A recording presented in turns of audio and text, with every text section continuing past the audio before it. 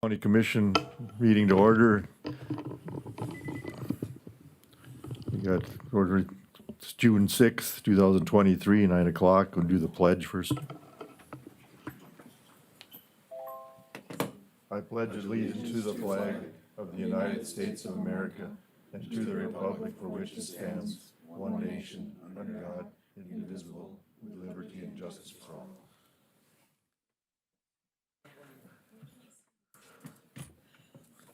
Okay.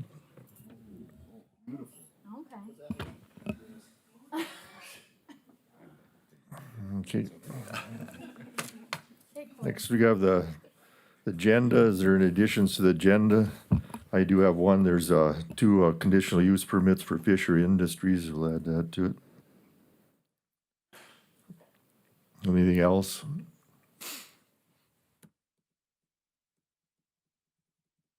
If not, I'll look for a motion to approve the agenda.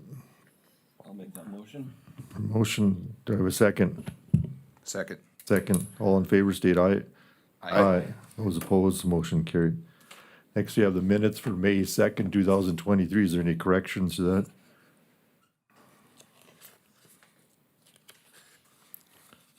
If not, I'll look for a motion to approve the minutes for May 2nd, 2023. So move. The motion, do I have a second? Second. Second. All in favor, state aye. Aye. Aye. Those against, motion carried. Then the accounts payable. Is there any questions on the accounts payable?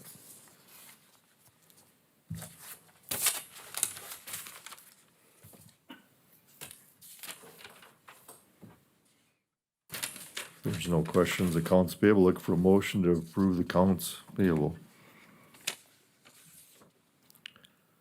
I'll move to approve the accounts payable bills as submitted. Okay. The motion to approve. Do I have a second? Second. Second. A roll call vote then. Commissioner Messer. Aye. Commissioner White. Aye. Commissioner Marsh. Aye. Commissioner Claris. Aye. Chair votes aye. Motion carried. Next, do the sheriff's report. Sheriff Lee.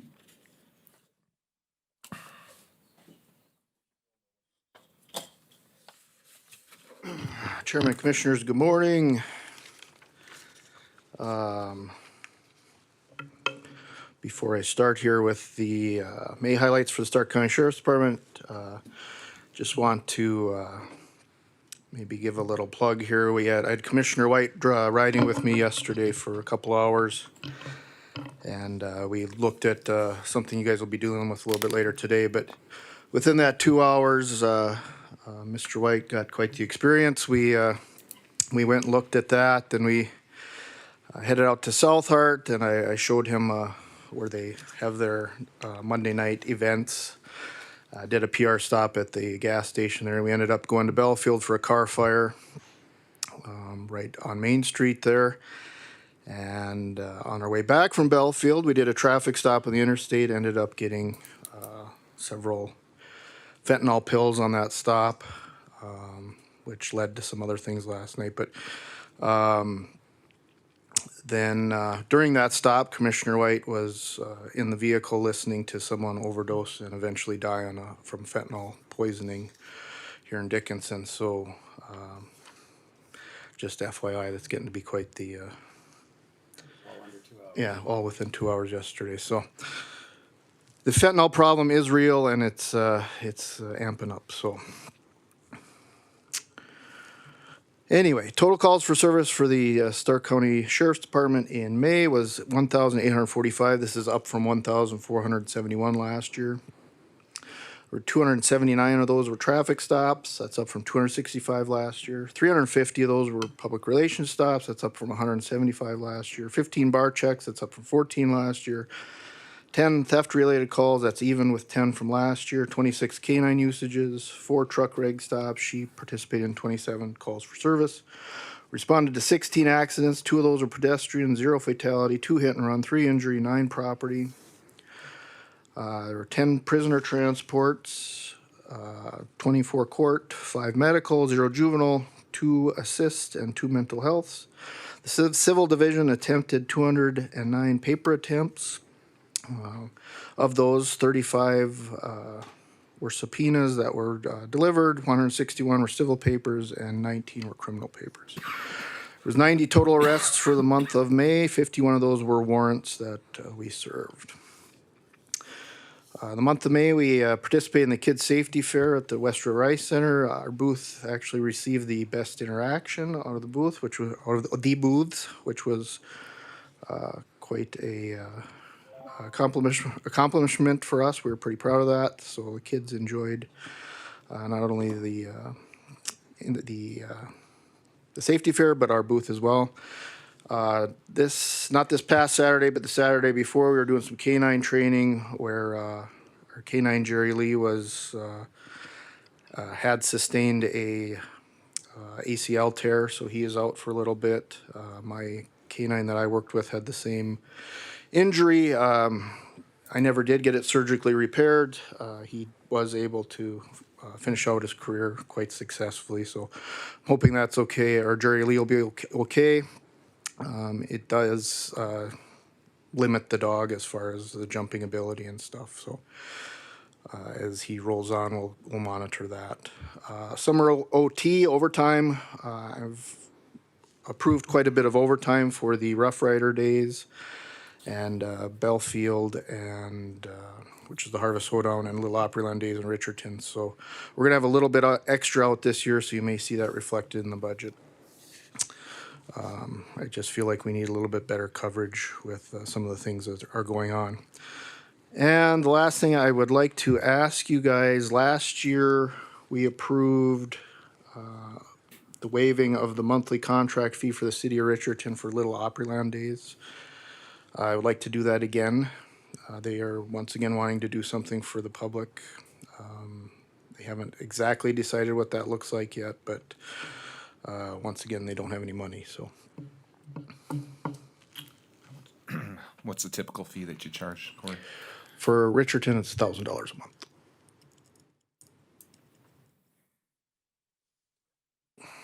And you're asking for 1 month? 1 month, yes. Your recommendation is to do it? Yes, absolutely.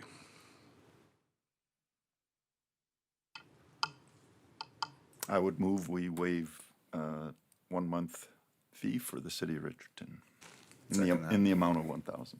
Could we call it the month of August? Works for me. I would second that. Okay, a motion, a second. Have any other discussion? On a roll call vote, then Commissioner Messer, Aye. Commissioner Claris. Aye. Commissioner Marsh, Aye. Commissioner White, Aye. and Chair votes aye, motion carries. All right, that's all I got, unless you guys have something for me. Thank you. Thank you. Okay, thanks. Again next Monday? Okay, next, County Road Superintendent Al Heiser.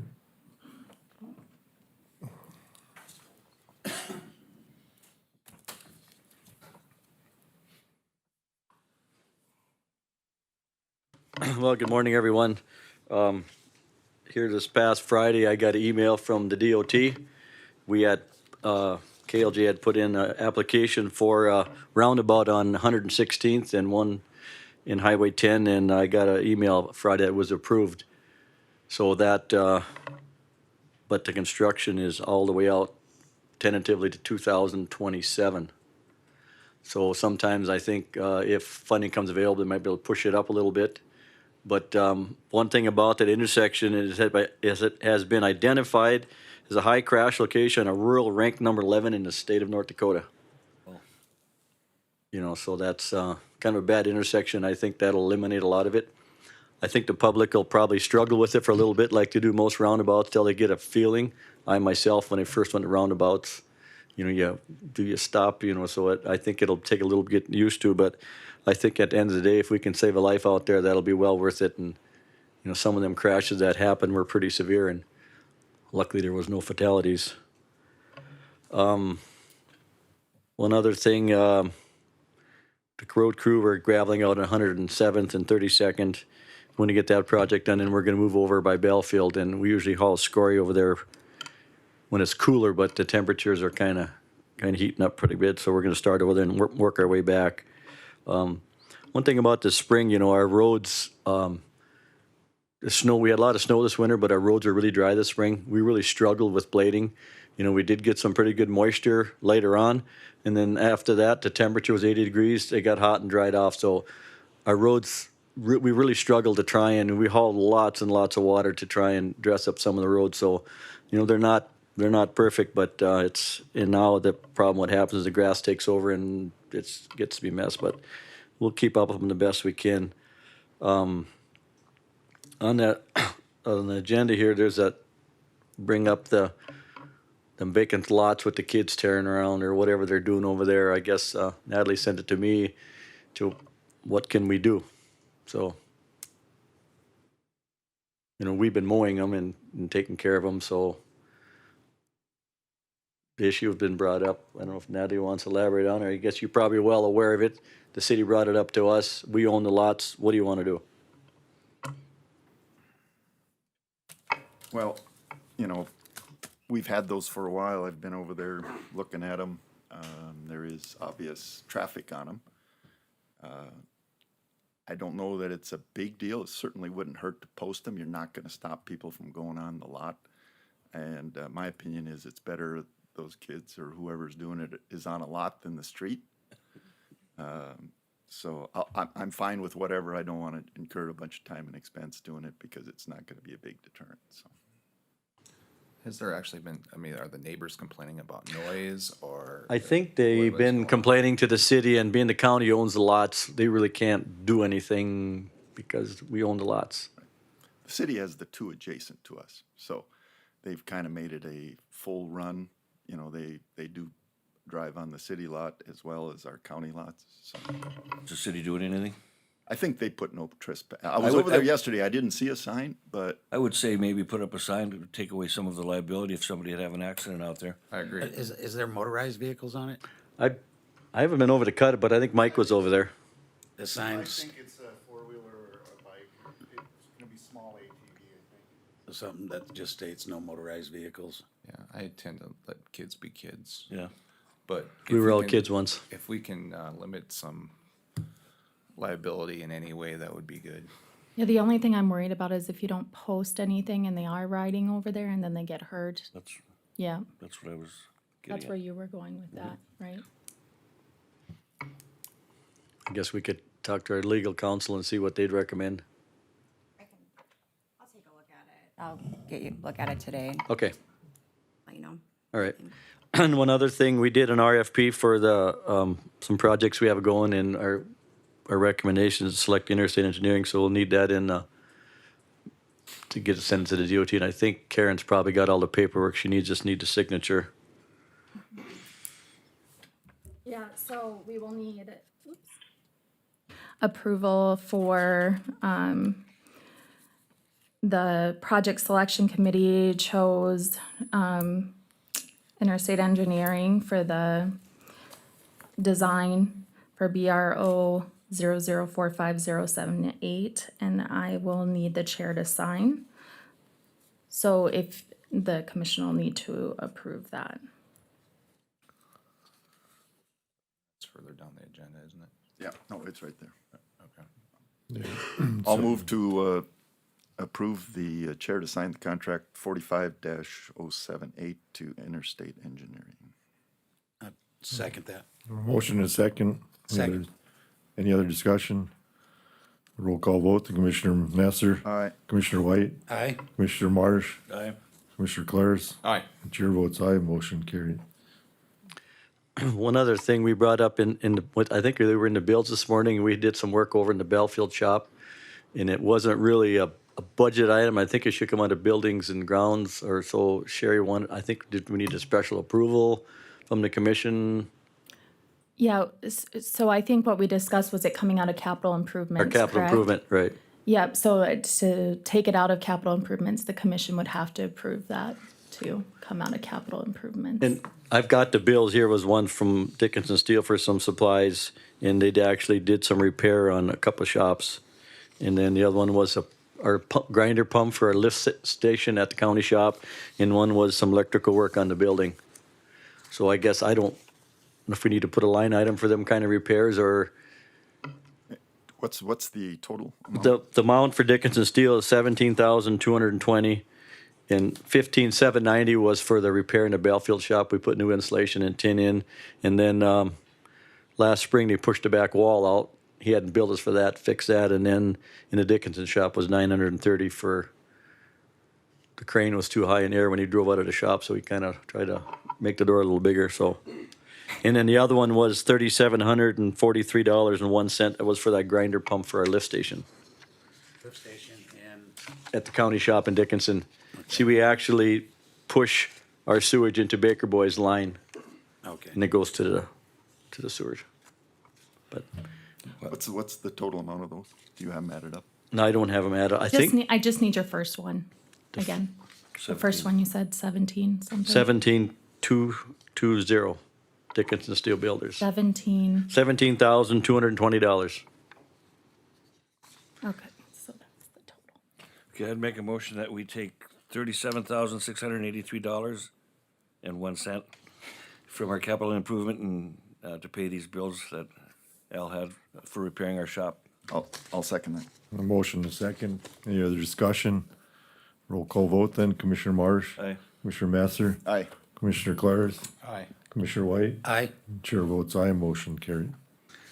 And then the last thing I have is when our legislatures met, they actually Senate Bill 2370. It's what they call the cooperative purchasing. We can purchase off the Minnesota State bid, Sourcewell, and some other counties, and we can buy off of that cooperative purchasing. But the county commission has to approve it, and then when we decide where we're going to go, then we'll get an agreement with that. Like 1 year, that's when a few years back, the state auditor didn't approve that. So now actually our legislature went ahead and changed it. So we can buy off of cooperative purchasing.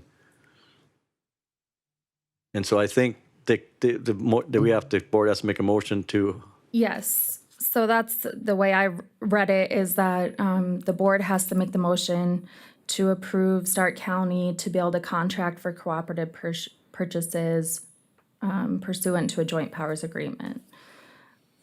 Yeah, and you have the ability, or we would have the ability to cooperate with any other political subdivision, not Right. just whatever. So, okay, I'll move that we authorize the cooperative purchasing agreement with, under Senate Bill 2370.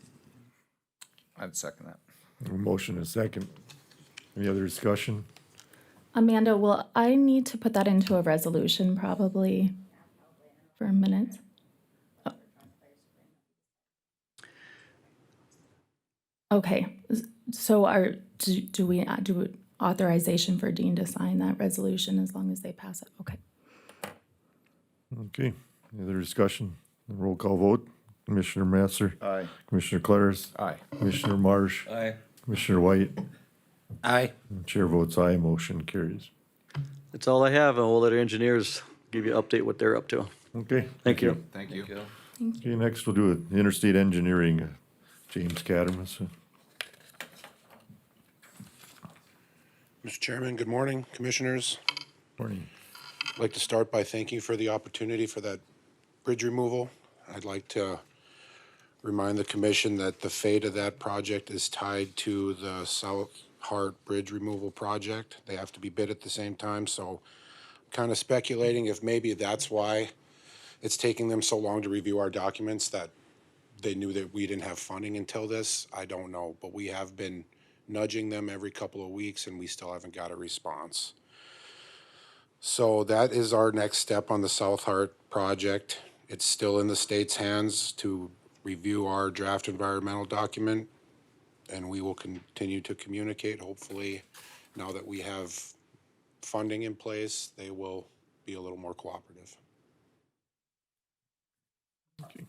Any questions? Any questions?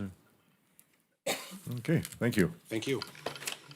Next, do Highland Engineering, Andrew Schrank. Thank you and good morning, Commissioners. Our first update and probably biggest update today is you'll notice I'm not Mike Ness, who's been here for the past several months. Mike's no longer with Highlands Engineering, so I'll be taking over managing the Stark County projects. I've been working in Dickinson area for 13 years now with Highlands Engineering. We've got a great support staff who's already been working on these projects, so it's been a smooth transition and will continue to be in the future. The first project I have for you, BRJ 0045074. This is a bridge replacement with a box culvert project southeast of Richardton. This has been awarded to Central Specialties for just over $550,000. We're currently working and have scheduled a pre-construction conference for this project on June 15th. And the contractor, based on some discussions, is looking for July construction, and we'll get a better schedule at that pre-construction meeting, but that's the tentative plan for now, with completion this year on that project. The second project we have, BRJ 0045076. This is another bridge replacement with a box culvert. This is estimated right around $650,000, will be federally funded.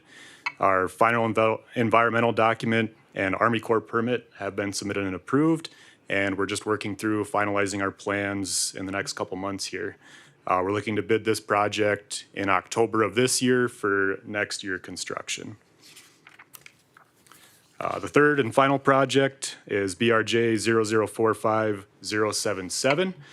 This is 3 sites kind of north of Taylor and Richardton. These are some very low volume roads, so we're looking at replacing these existing bridges with low water crossings to help save some cost and limit the impacts of these projects. Our draft environmental document for these has been submitted, and again, we're working to finalize our plans and our hydraulic reports for submittal to the DOT. This will be on a similar schedule as the previous project with an October bid opening and construction next year. I'd be happy to answer any questions if you guys have them. Any questions? I actually had a question for Sure. you. One of the contractors asked Dickinson DOT how the areas work, because their comment was when they do jobs in Williston, they have like a much easier time getting the jobs accomplished as opposed to this area. So is it totally different as far as who is approving the jobs, or should it all be the same across the board, or? Approving the bids for the job, approving the construction of the job, do you know? I think some of the contractors have really been, had a few projects, especially in Stark County, where they've kind of went upside down on them. Okay. And so it's making less people want to bid on some of our projects. Do Okay. you think that? We have heard, they all follow the same specification book, same project requirements, but depending on who you deal with at the DOT and who's reviewing these projects on the federal highway level, how thoroughly they're audited, you can catch more or less on certain projects. Some districts we deal with are a little more stringent on how they'll handle change orders and final project acceptance. So there is some minor variability depending on who is managing and overseeing that project. But at the end of the day, they all have the same contract, they all have the same specifications. So it should be the same no matter where you go. And these contractors did bid and award that project based on that contract, so they are obligated to follow those requirements regardless. So, but you may see some people more willing to work with contractors than others. But it should be, at the end of the day, the same requirements for everybody. Okay. I was just kind of curious about Not that. sure if it that was answers your different question, or but not. No, that did, yeah, because okay. I didn't know if it was the same, so. Okay. Okay, any other questions? I would have a comment. I would just commend you on your format here. Oh, Actually, appreciate that. That looks good. Thank you. Okay, thank you. Thank you. Next to do a Northern Plains, Jeremy Wood.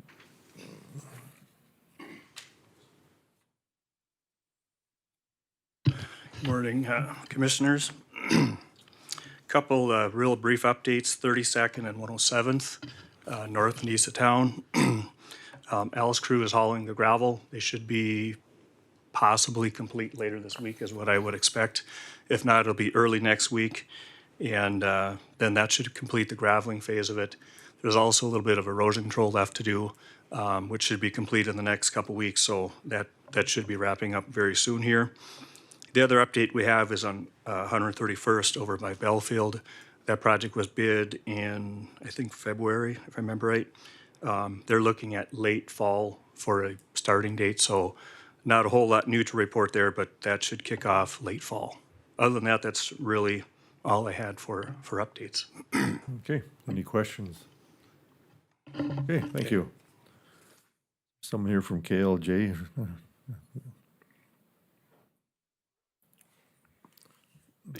Chairman, Commissioners, good morning. My name is James Kidrowski with KLJ. I'm filling in for Andrew. Wasn't able to make it, and I'll be giving a brief status report for the last month for a couple projects. I'll start off first with wetland mitigation monitoring on 47th Street Southwest. Wetland mitigation monitoring is scheduled to continue into this summer, 2023. We're planning to complete survey and field work this summer, and we'll work further after we gather all that data. Secondly, Al has already shared the great news we received for that roundabout on Highway 10, 116th. I'd just like to reiterate that we received funding approval for fiscal year 2027, and next step is the DOT will set up a project number, and after that we will work with Al on getting a project kicked off and get a schedule set up for. So we'll update you more after that. Lastly, I just wanted to touch on the 2024 chip and fog seal project on Highway 10. This is east of Dickinson all the way to the county line. We submitted a draft environmental document to the DOT for review. Once we receive comments back, we will work on finalizing that document. And we are currently also working on plan preparation and production. And I just want to touch on the schedule for that project. The bid opening we have scheduled for November 17, 2023. That'll be bid through the DOT with construction scheduled for summer of 2024. So those projects are all we had to give an update on, and I'll just open up to questions if you have them. So on a project like that roundabout, you know, we put in an application, I take it, and then they come back and approve it, and now we have to wouldn't the project number come back with their approval, or how does that all work? That's a good question. I'm not really familiar with the timing on all that, but there's usually just a setup project before we start kicking that off. Once it's in their system, you would think they'd want a number to follow with instead of having to reapply and. Yeah, I don't think that process takes long. But And is there, once we have a project number, any chance of, you know, since it is a high liability area, to be bumping that up? that's a good question. I'll have to take that and ask Andrew Krebs about that. Bernie, I can maybe elaborate a little on that. You know, when that's projects approved by a different committee, then our local government will give us a project number. So it's not, it's nothing unusual.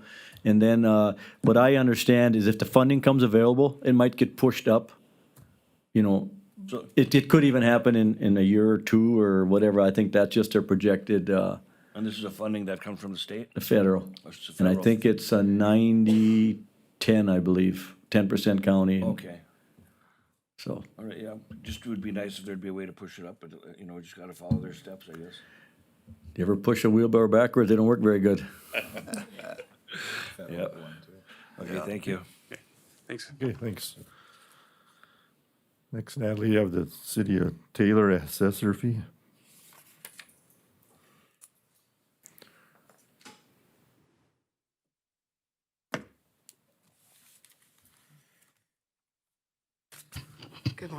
Good morning, Chairman, members of the board.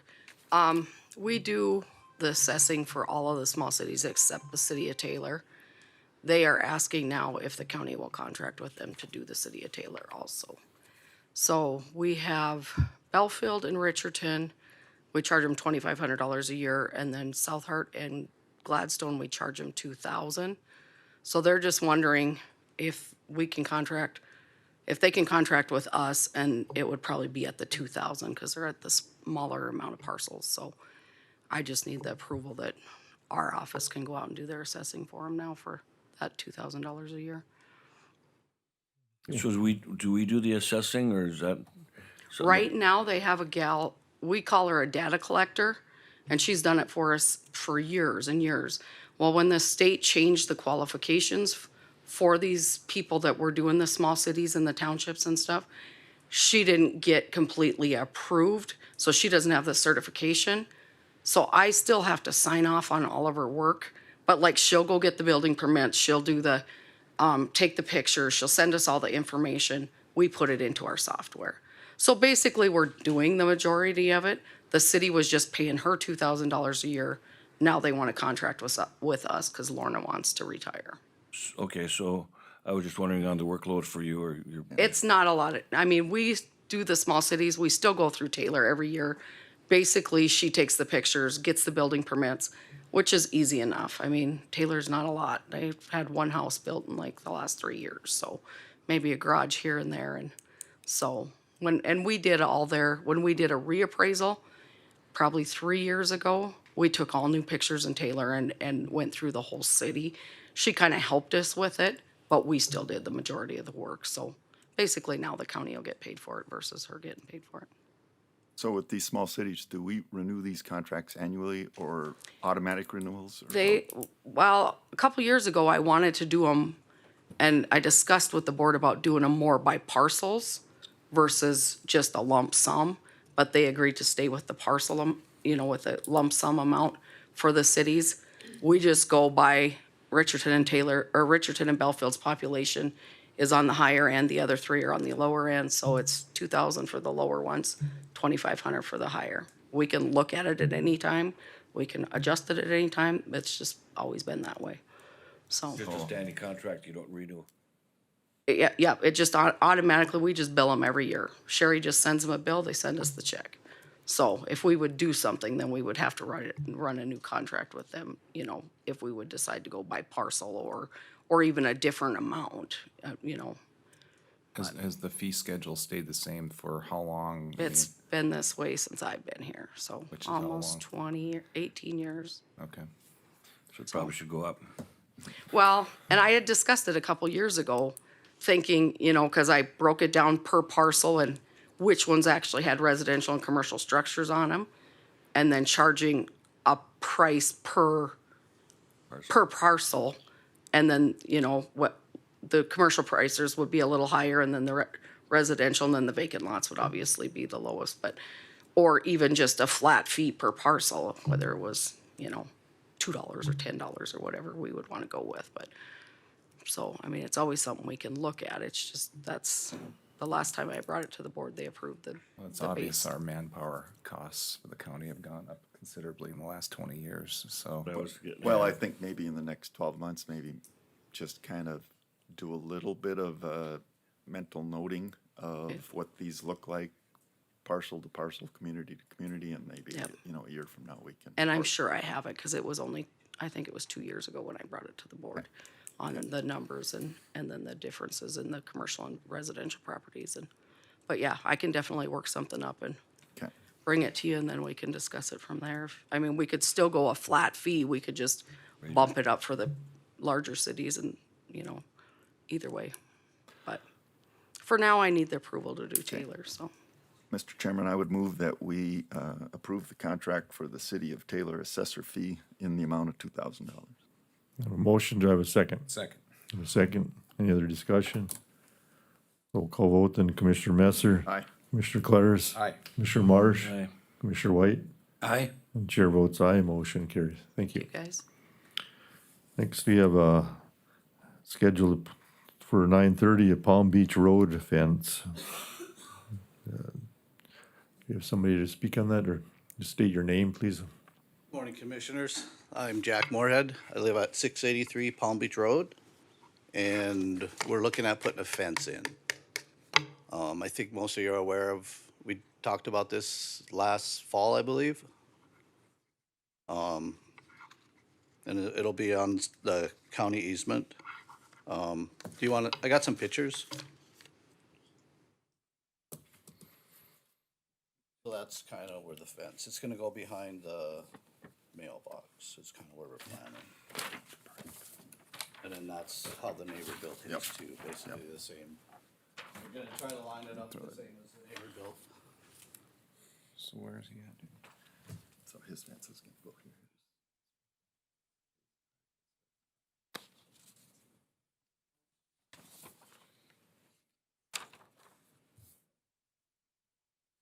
You wanna come over and explain it over here, Tim? Oh, sorry. This is out of my wheelhouse. Talking from people, so Yep. This is yours and Yep. neighbors? this is here. Yep. So here's the county, No, they can go right to you the know, your property easement line. with the utilities. And how far distance is this? It's like 6 to 8 feet probably, or maybe 10. Oh, you're going all the way to the. Well, no, I'm gonna go probably to like here. Cause then this is a driveway. And then this is his But property. you wanna keep it in the same line as this? Kinda, yeah, This one's different. which will be like, it's like 10 feet off, you know. This is yours? Yeah, so then I'd start here and go behind my mailboxes right here. I mean, give or take, you know what I mean? So that's the easement, the county easement line is the utility, so it'll be over that far. And then, like you see, he's put rocks and stuff, we'd probably do something like that too.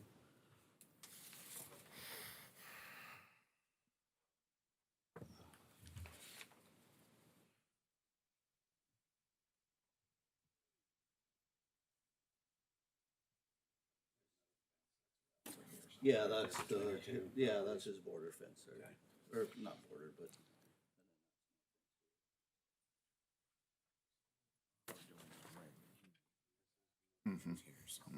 This is, so I'm looking towards his houses to this, right over here, so that's just down there. Will be. It's just gonna keep. Thank you. Yep. So we'd like to put the fence up because of the safety, that house that rents rooms for like $300. We have people coming through our yard, you know, at all times of the day. I have 3 little boys, so we're just trying to make it safe. We had, just the other day, had a guy in a motorcycle drive through around our loop twice from over there, just drove through our yard, you know, so that's kind of the main deal. So what kind of traffic do you guys get on that road where it dead ends and becomes private property? There's a lot of people that come down and turn around. Yeah. I mean, you can sit there and on a Saturday afternoon, you know, if you sit, 10 cars will come down in the afternoon and turn around, you know, on that, where you guys push snow, that's where they turn in. So if you see this picture here, they turn off over here. Okay, So they come down and turn in. They don't- Or they back up or they turn around in our driveway. okay. But that happens a lot. I mean, people come driving down there and you get to the end, you gotta turn around. So, I mean, it is what it is. I mean, when you buy a place on the end of a street, that's what happens. So I know that in recent history here, there's been a house for sale at the end, in that private drive. That's Yeah. probably, been the increase of the traffic. Probably and people just sightseeing to see what it. Yeah, they looks come like. down there and look, But that you know. property's since sold. Yeah, I think he It sold has? it here. It has sold? Yeah. Well, I think also a little history for the benefit of Commissioner White and Commissioner Claris is, it's been at least a year or more that you've brought this to our attention. The At issue- least, yeah. Yeah, and the issue is that the neighbor to the south, Mr. Splickle, put up his fence on county right-of-way, okay? And it was surveyed, Bob Prosef was down there, Bernie I and Al went down there and looked at it, and there's no doubt that the neighbor's property is on our right-of-way. A letter had been previously issued to Mr. Splickle regarding his, location of the fence. It's in the packet. I think the question is whether or not, well, first of all, I don't think we have the authority or the ability to grant the approval of location of a fence on right-of-way. It's different than easement. Correct.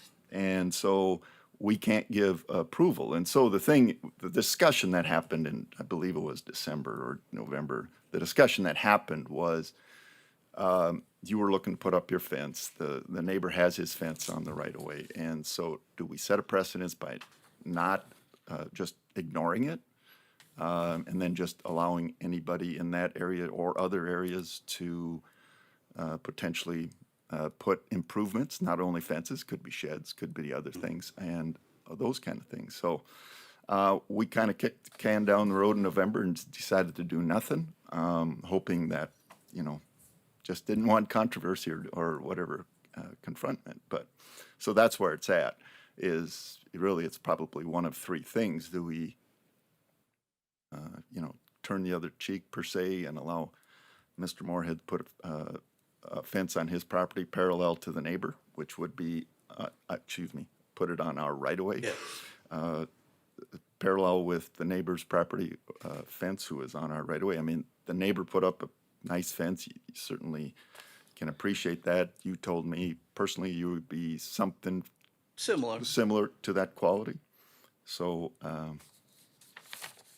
that's kind of the dilemma. Here's the other thing I just wanna, the statute clearly says, right, that you cannot build in the cities or in the county's roads, ditches, approaches, encroachments, things like that. So even if you turn the other cheek today and he builds this beautiful fence, this commission Changes. in the One day turnover could say might say tear it down, and I that's don't gonna wanna be at spend your that money expense. and be right? like, well, So in 5 years. And I also wanna just say, this is a real, you know, if you guys decide to not take any action, that's fine, but I think that you need to talk to Al about how not taking any action can affect him in other parts of the county if this isn't enforced. Because just because it might not be causing a problem right now on Palm Beach Road, it might cause issues in other parts of the county if these right-of-ways are encroached on. Well, I know a couple people that are on Palm Beach Hill that are just waiting to see what happens because they want to build a fence. Here's the biggest issue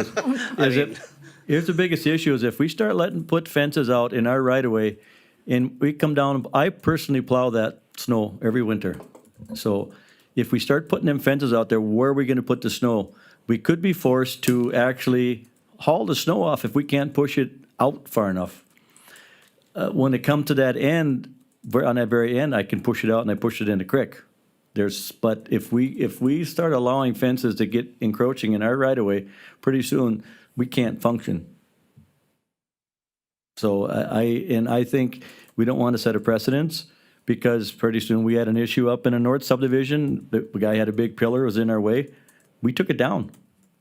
So I mean, whatever you guys do, just be careful so we don't create something that's gonna turn around and bite us.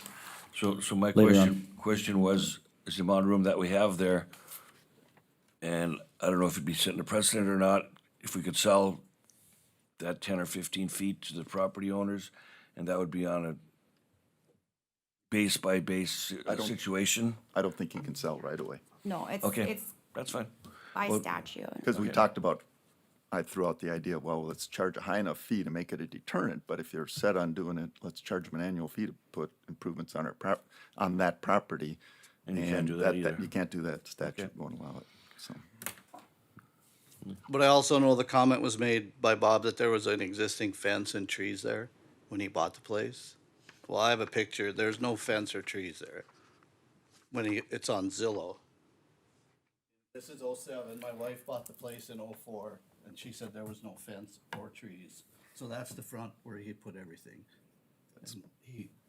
So he said there was a fence and tree there. And then you guys were like, well, if it was an existing fence, then we could allow it. Or that was we watched it on YouTube. I had to go to work that day. I was here, and then I got called into work. That's why I wasn't here. It wasn't, you know.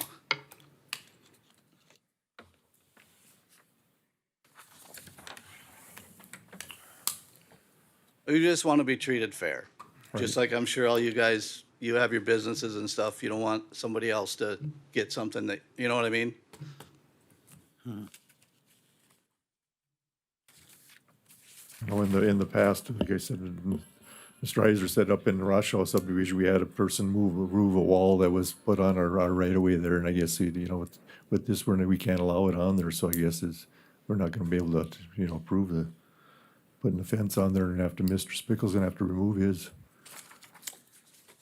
I'm not trying to be a troublemaker, but I just, like I said, I want to be, if Right. he can build on, then Right. I should be able to build on. Well, and Correct. nothing, and back in November when they discussed it, nothing, I mean, it was kind of just, nothing was done. There was really no Well, I decision. wasn't here, so it was kind of, we were gonna wait, and then it snowed. I mean, nobody it was, you know how much snow we got. Nobody wants to be standing out there trying to find a pin And so just they decided to wait till the spring, which was fine. And just like what was just previously stated, we got 2 new commissioners that have since joined, and it's been readdressed, and, you know, there possibly could be some action taken against it. So, and the fence might have to come down. So you will make a decision today? think we can make a decision. What our legal counsel is saying we can't do it, so I mean, that's the action we're taking. We can't give you the right way to put a fence up, and Mr. Splickle's gonna have to take his down. Okay. Does the rest of the commissioners agree with that, or? Regardless if we agree with it or don't agree with it, that's the law. And the letter was previously sent. and Yes. It was sent in late in the year with the understanding that if weather didn't cooperate, that he would be allowed to extend that into the spring. And then spring came and everybody forgot about it. And I sent you late yesterday, Yes, yeah, the I saw letter that. that was sent, so, just so you guys have background. So really, that's the only route we can take. So be good, or, I mean, that's it? I mean, I don't wanna walk away when you still wanna. Yeah, so I mean, we're not gonna allow you to have the fence put up there. You can put it on your property line. Yes. How far are you would be on the property, off the property? 4 to 6 feet, probably just like him, off into the right of way? You're not talking a whole lot of property there, but, yeah. No. What's the width of the right of way there, Al? From the Well, center a line? guy'd have to check their plat when it was designed and laid out. I really don't know, but we had, Interstate Engine went out and surveyed it, so we actually got a professional survey where the marks are there. Yeah, Bob Prosef went out Right. and Right. and surveyed A it. couple times he's been out. So we'd have them documents, so I mean, if it had need to be freshened up, I'm sure they could, do that for us. Yeah, it was presented at that meeting. I remember, and like I said, I was out there last week. The pins are still in the ground. It's all Yep. identified, so I don't think we need to readdress that. The pins are there, so. I guess unrelated to that, but you said they're still renting apartments across the street from you? City, You can ask Corey how many times they're over there. the city was, that's in this ETZ for the city. They were supposed to be looking at that, but I talked to the owner of that, and he said he was gonna discontinue that. That surprises me. It's just, yeah, Well, Where's this at? Is that Sandy's property Yeah. there? Okay. well, it just I gets think there's wild code over there violation once in a down while. there as well. I think you send the code enforcement people, it's a separate Separate issue. conversation, but you send the But it'll code people affect down us, there it'll be a lot because. better where I don't have to worry about somebody walking through my yard. Yeah, You know, 'cause I've had the guys own- come the in there own- with just a pair of jeans on, tweaking, looking, and I'm like, serious? That's like, you need to get out of my yard right now. Right. So, Okay. I appreciate- all right? Okay, Thank you. thank Can I you. get your name again? I mean, technically, his trees are in the right of way as well. Here's a couple more. That's kind of if we want to put the fence, but Okay. obviously. Is there any, is there any leeway for mailboxes? Do the mailboxes? Is that a are they daycare supposed to be also? on? What's that? I Was mean, that house that you live in, was it a daycare? What was that? Yeah, my wife. Everybody's gonna have to move their mailboxes if they're in the, So, yeah. if they're on the, I just remembered. Well, yeah. No. Getting in the weeds here. Thank you for your time. You're Appreciate it. welcome, thank you. am I wrong? well, according to the post office who just sent a bunch of us letters, the mailbox has to be within 18 inches of hard surface. And so, like out where I am, my mailbox is in the county right away. Unless, and then the letter also said unless the county disallows that. And there's probably 45 mailboxes between my home and town, so. What's that? Up that argument when we need to. I was just gonna say, I guess we'll just have to ride that until it happens. Yeah, but yeah. Eventually, it's gonna happen. Okay. So I guess, Mr. Freilich, Mr. Freilich, can you get in within 10 minutes, or? Yeah, can you get your, within 10 minutes? Get Dakota Room update contract? Kurt Freilich, NDSU Extension, Stark Billings County.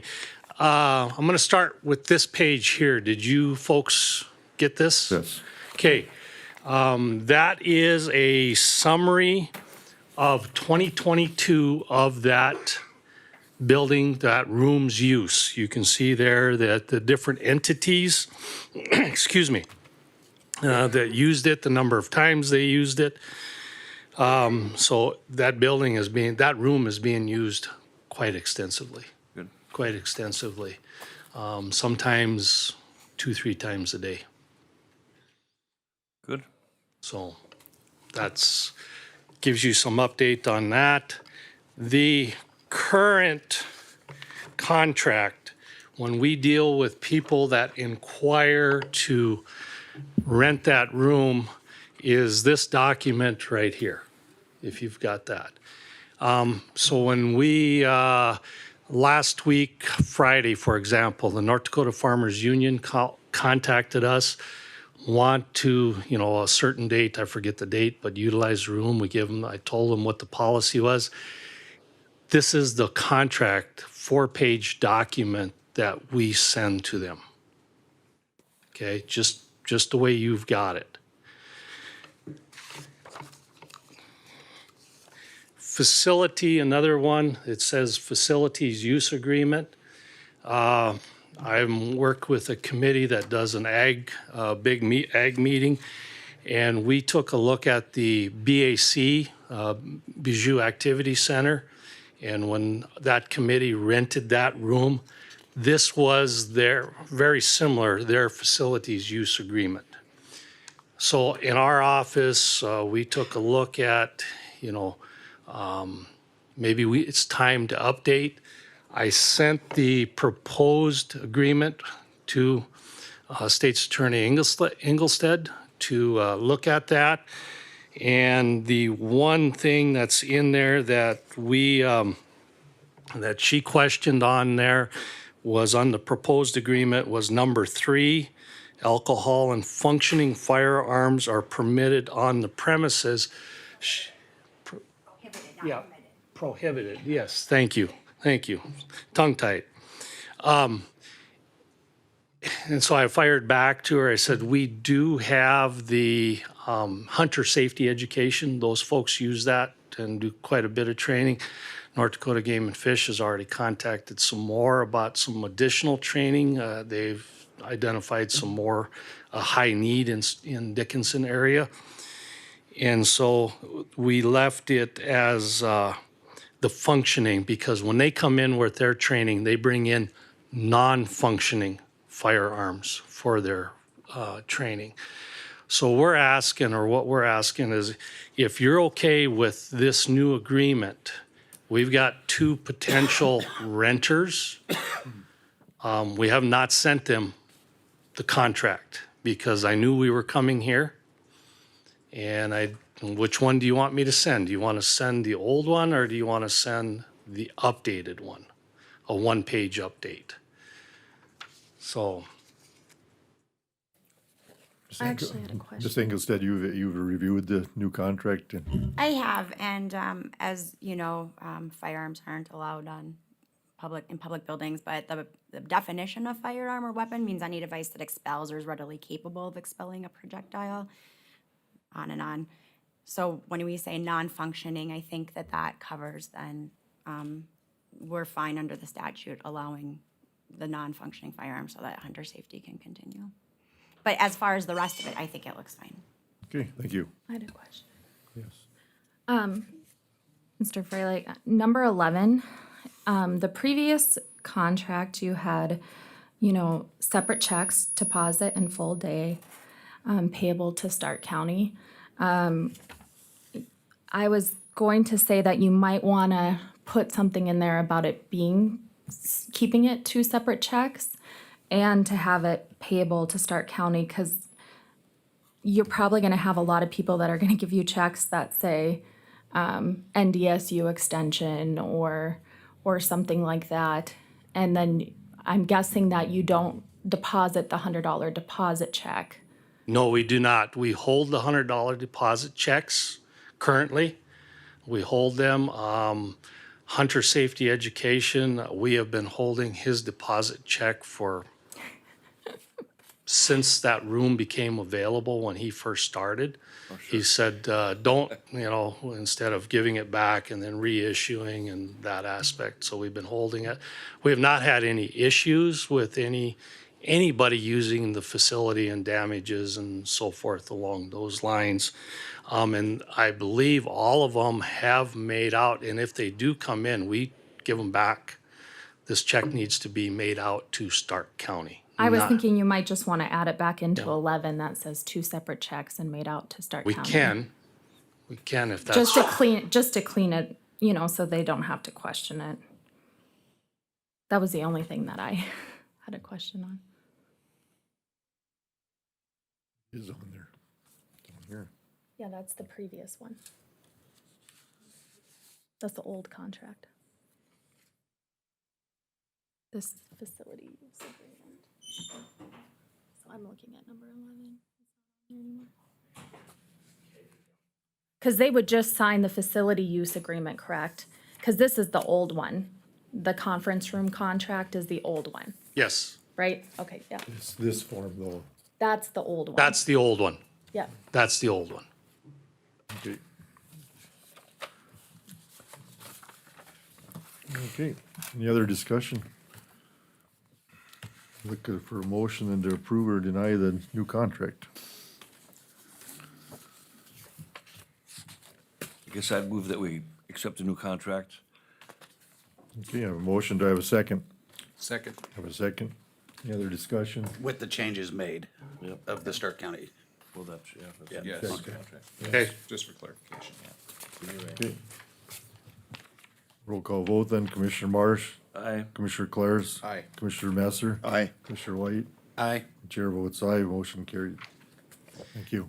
The final thing that I wanted to draw to your attention is, did you get a sheet like this, Dakota Room Funds? Okay, the previous contract and when we initiated that building and the policy for that building, if you look on the previous deal, number 19, it was on second page. Rent will be deposited with Stark County Auditor in the Dakota Room Fund that will pay for consumables during the use of the room, additional supplies needed for restrooms and cleanings. That is showing to date from the start what we have been keeping track of. There was, back in April, there was USDA Farm Service Agency. They had booked the room. They're doing electronic fund transfer. They canceled the room. So when you look at that, now when we look at what's coming from the auditor's office, that is going into I'm not sure the correct terminology here, but it's not a special fund. And so at the end of the year, this fund with the auditor is zeroed out. And the intent at the time with the previous commission was to keep those funds separate so that we can look at the future. And we've already kind of kicked around. We've had some folks ask us, do you have round tables instead of classroom style? No, we don't. This might be an opportunity to buy some tables like that or buy some additional chairs to utilize in that facility. We have had, right now, when the building was built, it was designed and there was tables for 60 people classroom setting in their small square tables or rectangular tables. And there's no rounds available. So my question to you is, the previous contract said a special fund and it's not been doing that. So, Eventually, you're gonna need to recarpet too if it's as busy as it is, and, that probably should come out of something like this. So how I have it currently set up is it does have its own fund line, so we could see how much is going in there, what have you, but it is a general fund line item. If they wanted something like that, as far as tables, replacements, chairs, what have you, I assumed that it would have to come before the commission and you guys would choose to pay it out of, we'd have to put it into the budget, like it has its own budget line in the general fund. But my concern is if we keep having separated special funds for individual rooms, because it is its own room, but it's still Stark County's room and it's Stark County's building. And so we're already taking money for the utilities, what have you, out of that building fund room. Makes sense. So that's why it goes under the general building fund. What other rooms and county control do we lease out? What other facilities? We don't charge anything for our other leases, but like I'd probably say the only thing that would be comparable would be maybe the fairground leases and what have you. And so I just didn't know, in my opinion, and I did read the contract that you guys signed for the Dakota room, and it does have its own line item, so we can track the revenue. But it's a general fund item. I guess my point is I just want to be able to track those funds. So if in 2022 there was $1,800 and in 2021 there was X or whatever, so that in the future, if we come in and they say, hey, we need a new coffee pot because we burnt out the old one or whatever, or round tables as you reference, that we be able to do it and reference it by those dollars rather than out of some other thing. If you have the ability to report that and it's separate, no problem. But if it's kind of being pulled out and extracted in general terms, then I'd like to see us track it. Then, I suppose we'd have to be a little bit careful how we do it too, because then once we get audited by the state and they're looking at money is set aside as a slush fund or something, you know. So, we need to be able to track it, but yet it has to be part of the general fund, I would suppose. I don't know the intricacies of it, but I just want to, as a commissioner, I'd like to know. Yes, absolutely. Are we getting a bang for our buck?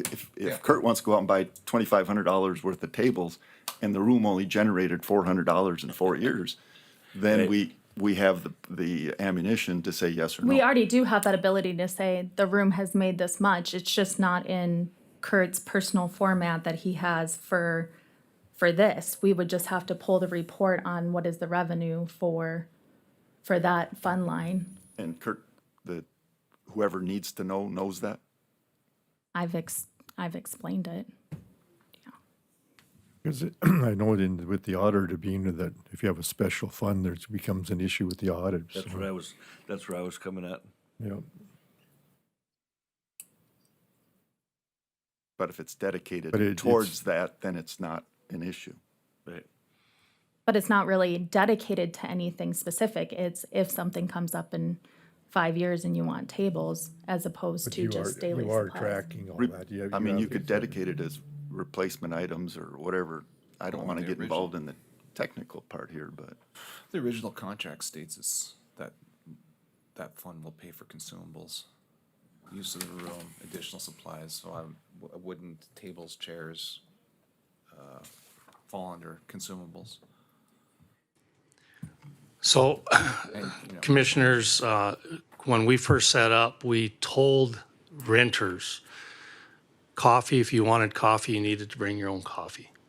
We did not have the dollars to buy coffee, not even coffee cups, not even for anybody. People had to bring that in. Now with the $50 use, we have been able to start to buy some coffee and provide some coffee and coffee cups and some napkins for the renters. Some service to those folks. But it has been all covered out of, it's not like your fund is in the negative. The amount coming in is covering anything that's coming out of it. You're just talking about if you have to do replacement costs on chairs and tables, which would be a big purchase, and then you would have to know what the balance is completely, or what it's generated and what it's expense. And we can pull that by that specific line item. It's just the money rolls over into the general fund, like when Corey gets his fees from the cities and everything, that's rolled into the general fund too. It's not like it's specified out. He still has his individual line items under expenses, and it's the same thing with the Dakota room.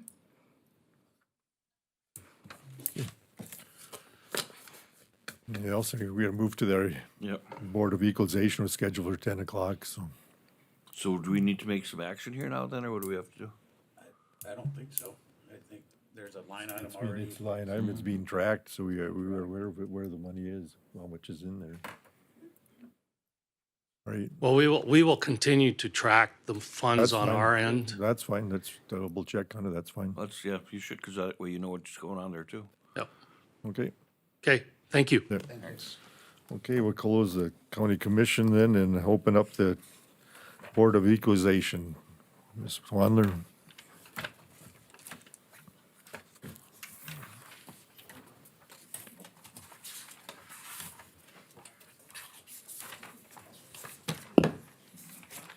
Good morning again.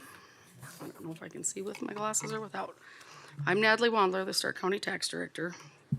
I am here today to give you all the values for the entire county, starting with the small cities, then we'll go to the city of Dickinson, and then we'll do the county.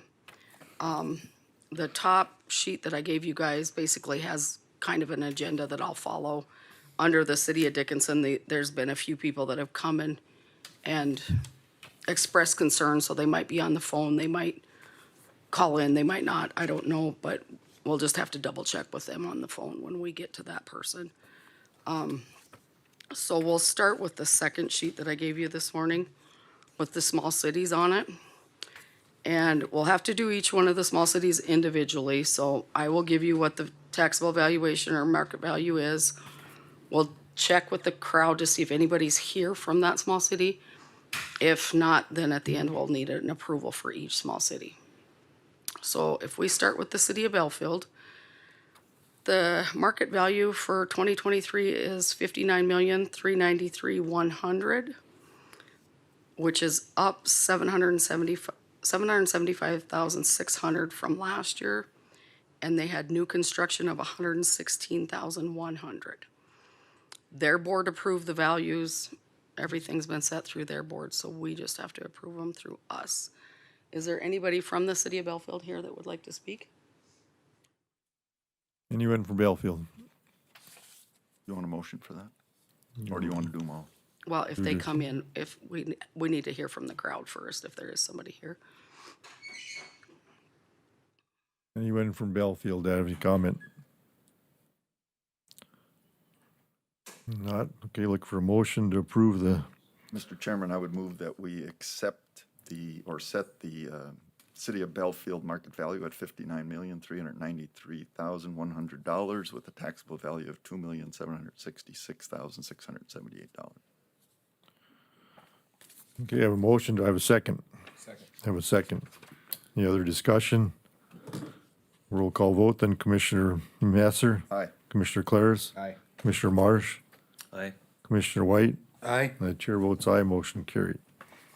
Okay, on to the city of South Art. The market value for South Art for 2023 is $39,526,300, which is an increase of $2,100,500, and the taxable valuation is $1,825,017. Their new construction for residential was $490,100. Is there anybody here from from South Art that would like to speak? Anyone from South or any comment?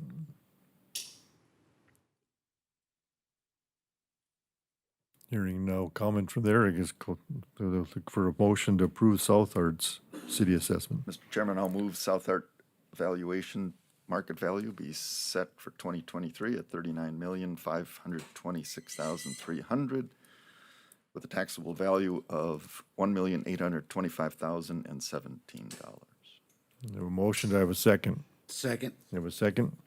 Any other discussion? Roll call vote, then Commissioner Messer, Aye. Commissioner White, Aye. Commissioner Marsh, Aye. Commissioner Claris. Aye. Chair votes aye, motion carried. Next, Okay, on to Gladstone. Their market value for 2023 is $15,329,300, which is an increase of $355,300. Their taxable value is $695,706. Is there anybody from Gladstone? Anyone from Gladstone? You have a comment on that? You want to step to the podium and state your name, please? Well, I'm just here in my notice of real estate assessment. Could you state your name for the record, please? Okay. Michael Hermanson. Michael Hermanson, okay. And it has the reasons of this increase of 40,000 was because of a property that was picked up when out doing required spot checks and finding something that was built without a building permit and never taxed prior. So they're saying we have new construction, a new deck and patio is added. Well, the truth is that deck's been there for many, many years. We just put new boards and railings on it. And I don't know how long ago, 15, 16 years maybe. So, Can I speak? Yes, go ahead. I think your increased notice, because this is a group of reasons, so this is not specifically. Oh. It just highlights it that way in our program, and I don't know why I've tried to ask him not to. But your mobile home was actually added to your land. So before you paid on your mobile home tax and you're on your land tax, we combined them together.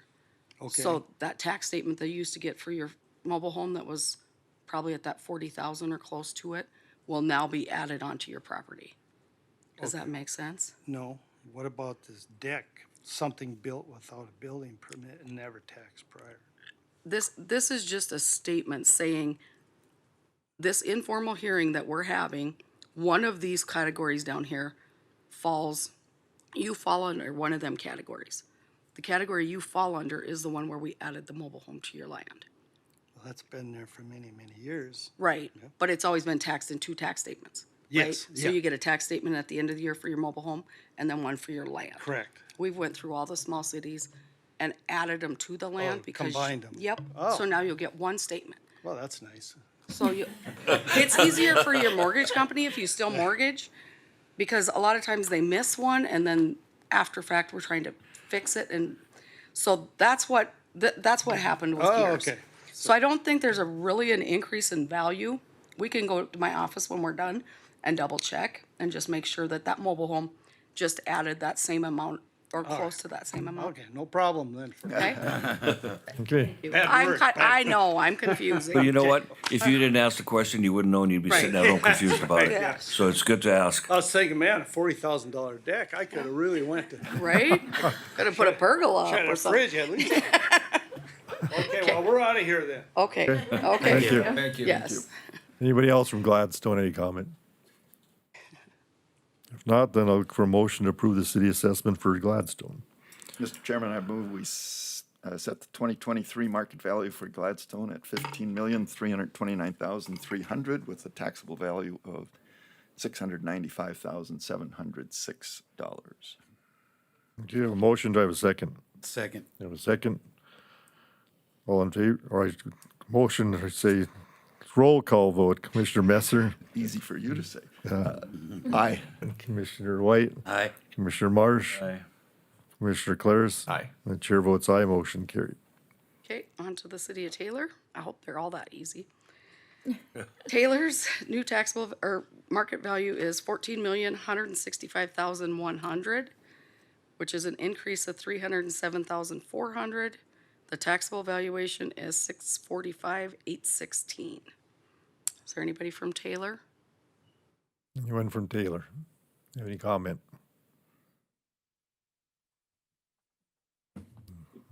Hearing none, then I guess we'll look for a motion to approve Taylor's city assessment. Mr. Chairman, I move the 2023 market value for the city of Taylor be set at $14,165,100 with a taxable value of $645,816. Have a motion to have a second. Second. Have a second. Roll call vote. Commissioner Messer? Aye. Commissioner White? Aye. Commissioner Marsh? Aye. Commissioner Chilclares? Aye. The chair votes aye, motion carried. Okay, and for the city of Richardson, we've got a market value of 81,240,680, which is an increase of 10,716,770. That is, they did a reevaluation on Red Trail Energy, and then they annexed where Halliburton used to be. They annexed another 35 plus acres, and they have a rail facility on there. They extended the rail facility from the Halliburton, so that's an increase in value for the city of Richardson for them two projects. So the taxable valuation is $3,901,339. I don't think I have that commercial construction down there, correct? I was gonna say that. So I'll have to double check on what that number is for the new commercial, but I'm thinking it's closer to this 10 million. It's like 9 million something, because there was a couple little projects in Richardson that had gotten done besides them two reappraisals, so. Anybody from Richardson? Any comment from anybody for Richardson? If not, then I'll look for a motion to approve the city assessment for Richardson. Mr. Chairman, I would move that the 2023 market value of Richardson be established at $81,240,680 with a taxable value of $3,901,339. A motion, do I have a second? Second. Two seconds. Okay, roll call vote, then Commissioner Messer. Aye. Commissioner White. Aye. Commissioner Marsh. Aye. Commissioner Claris. Aye. Chair votes aye, motion carried. Okay, now we will move on to the city of Dickinson. I know I've got people calling in, I do believe. We would start with Walmart, if Walmart would be on the line.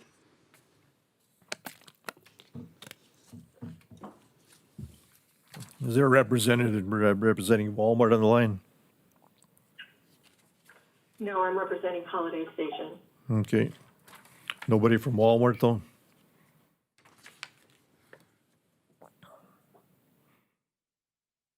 Okay, guess they're not available. Did you want to go to? Well, we'll probably have to approve each one of these however we want to do them. I mean, the city of Dickinson had no change on the Walmart one. I don't remember if they called in. I don't think, well, I think they did, but the city still had no change. So I think our board needs to make a recommendation on this list, just so that everything's clarified.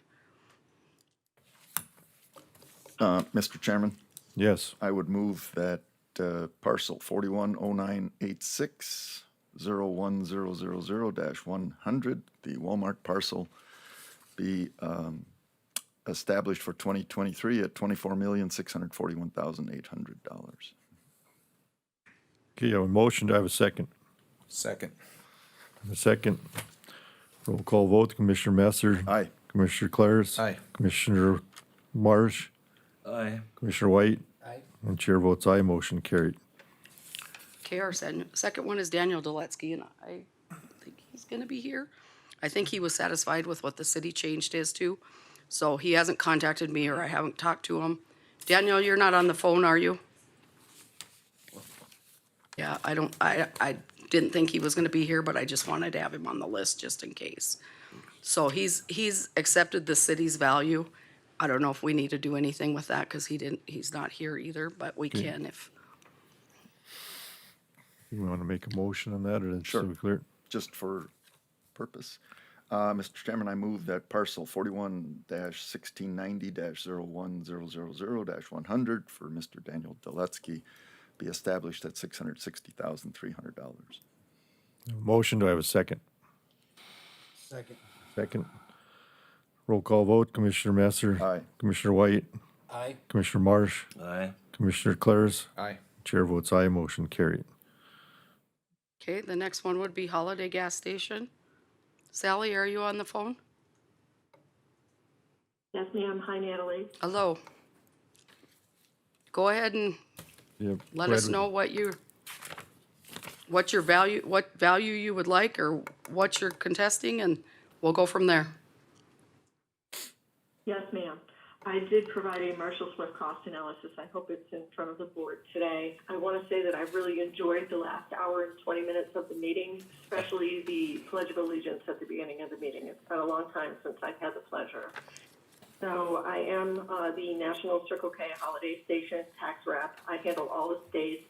It's under the name of Cass Oil Company. The parcel number is 41-0810-00000-100.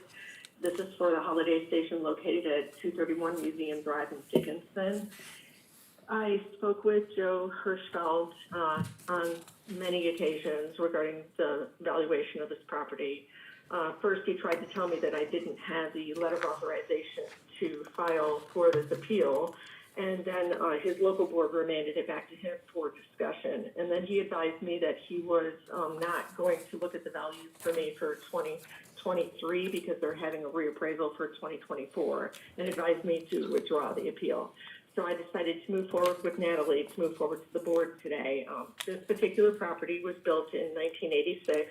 It consists of the store, which is 3,912 square feet, a canopy, which is 3,484 square feet. There's no car wash, and it has 4 steel double-walled storage underground tanks on the property, which were also placed there in 1986 when the new construction was completed.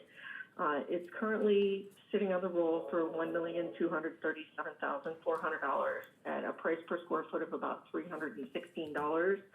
I did a Marshall Swift cost analysis for this property. It's what I generally do across the nation for all the properties that I appeal. I understand your position. I have been a chief appraiser working for government in 4 different states over my 4-year career. I'm now a tax rep. So this particular property is considered average. It's good condition, and it's in the central extreme region of the United States. It has a square foot cost, which has been derived from Marshall Swift cost analysis nationwide, which is locally applied height multiplier, area multiplier, local multipliers, and multipliers for other specific purposes. It is a cost analysis which is approved nationwide. It is the gold star in analysis for costs across the nation, used by most appraisers and most governmental units. Pretty much our land values are the same, and the valuation is different in the improvement value, basically since the building is 37 years old and the tanks are 37 years old. So the analysis that I've derived indicates that the value should be at approximately $1,016,672, which is about $260 per square foot overall, difference from the roll value of about $200,000, and their roll value is $316 per square foot. I'm presenting this analysis today due to the fact that I believe the fair market value is overstated. I reviewed the initial assessment improvements and their values back from 2013. Between 2014 and 15 in Dickinson, there was a $500,000 jump in this assessment. And then it's been steadily going downhill since then to arrive at the 1.2-ish million that it currently sits on the roll. My position is that most of these stations that are this old, it's close to 40 years old, lose a majority of their depreciation in the end life. And since it's working on going to its 40-year life, of which it would be sitting on a 20% depreciation overall, it has not plummeted enough within the time frame of the assessment from 2015 until today. So I'm asking the board for a $200,000 reduction based on my expertise as an appraiser nationwide. I've worked in 16 states, and I currently live in Texas. So please consider this analysis today before the board. Thank you. Thank you, Sally. So now at this point, the city of Dickinson had no change. Joe's recommendation to me was no change. They are going through a full reappraisal for their commercial properties for the next year's property assessment. We have went over the property record card. The property record card is correct. It's just a difference in opinion of value between Sally's opinion and Joe's opinion. They're very close with all the corrections that Sally's made to her sheets. and the discussion with her and Joe, they were within 10% from each other. So I guess my recommendation, since the city is doing a reappraisal, would be to just leave it, but that's totally up to the board if they want to give her a break for this year and then see what happens with the reappraisal next year. The city did not make any changes, so. I have a quick question, Natalie. So under the evaluation process, whether it's for any political subdivision, what is the requirement from the state, I believe, drives it down through the State Board of Equalization? What's the requirement to be current? And I guess my question is, I could agree with the value of no change, but I don't agree with the idea that let's push off evaluating a property because the city's doing a reevaluation citywide. Right. I have a problem with that. So what's the requirement? Do you know off the top of your head? I mean, my understanding is you're supposed to be within X percent of market value. Right. And what Joe's value, I mean, his value, where his values are, if you look at his cover sheet for the whole city, he tells you where he's at for his city properties. Of course, I won't be able to find it, but. So the one that has the city of Dickinson on the top of it. Yep. He has his percentages. For commercial, he's at 91.3, and for residential, he's actually under at 86.7. Yeah. So in his commercial properties, he's setting where he's supposed to be. If he starts adjusting and gets under that 90%, then that's when the state's gonna come in and they'll boost all of his commercial properties up to 93%. And the 91.3 is based on a, All of his sales. So he puts in all of his sales, and it's a ratio between the difference in last year's value, this year's value, the new construction that's considered, and any increases and decreases in your construction.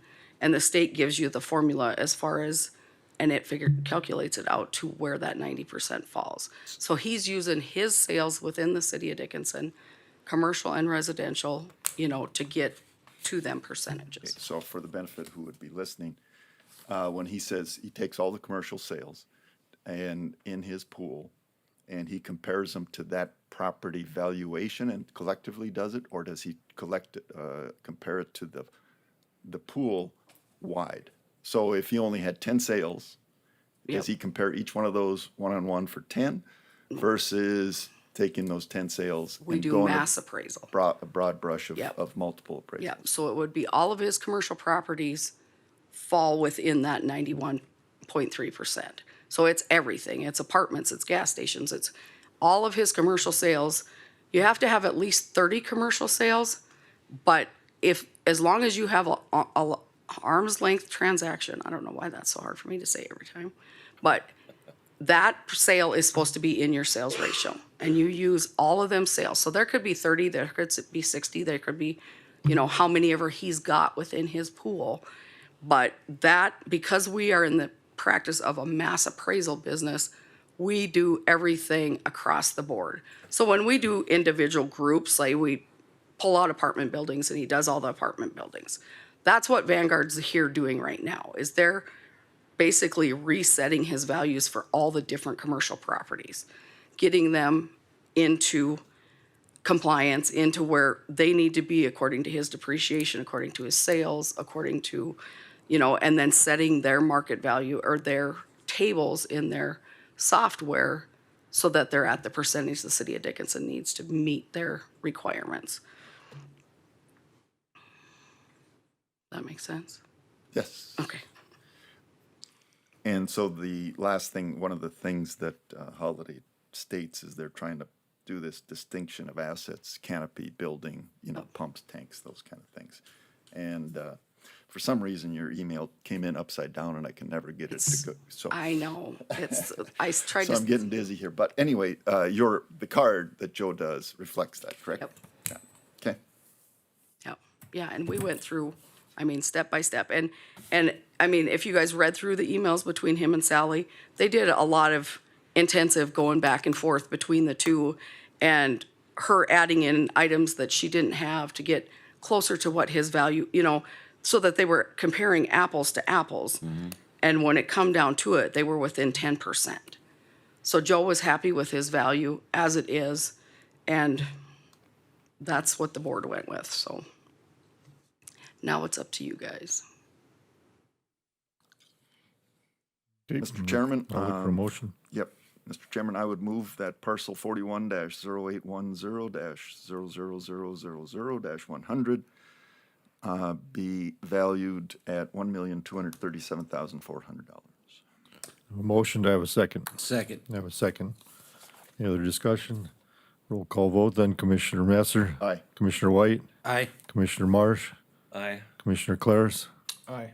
Chair votes aye, motion carried. Thank you, Sally. Now we'll go down to the next one. I'd like to mention to the board that I've been and held these meetings all over the country, and that when an individual appeal is filed, it's no longer considered mass appraisal. It's considered the fair market value of that current property under appeal. So I don't understand why it's even a consideration, what all of the other commercial properties are valued at, and what percentage the county came in for its PRDs and CODs has any bearing whatsoever on the valuation of this individual property itself. That's my statement, and thank you very much today, board. Okay, thank you. Okay, So next. now we'll move on to this, however you say it, TASDIC Energy Portfolio. Is anybody on the phone from that entity? Can you say the name of the company again, please? It's spelled TZADIK. Are you representing that company or?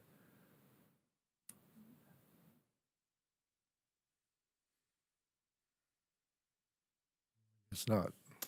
Okay, so we don't have anybody on that one. So it's up to you guys if you, they never even really gave the city a number.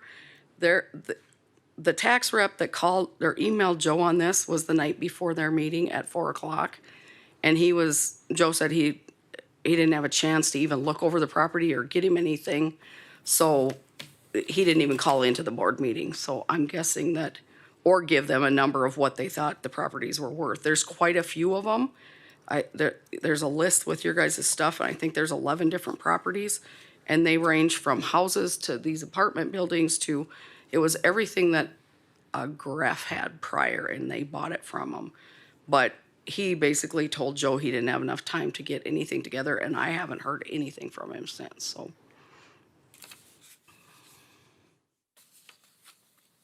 Okay.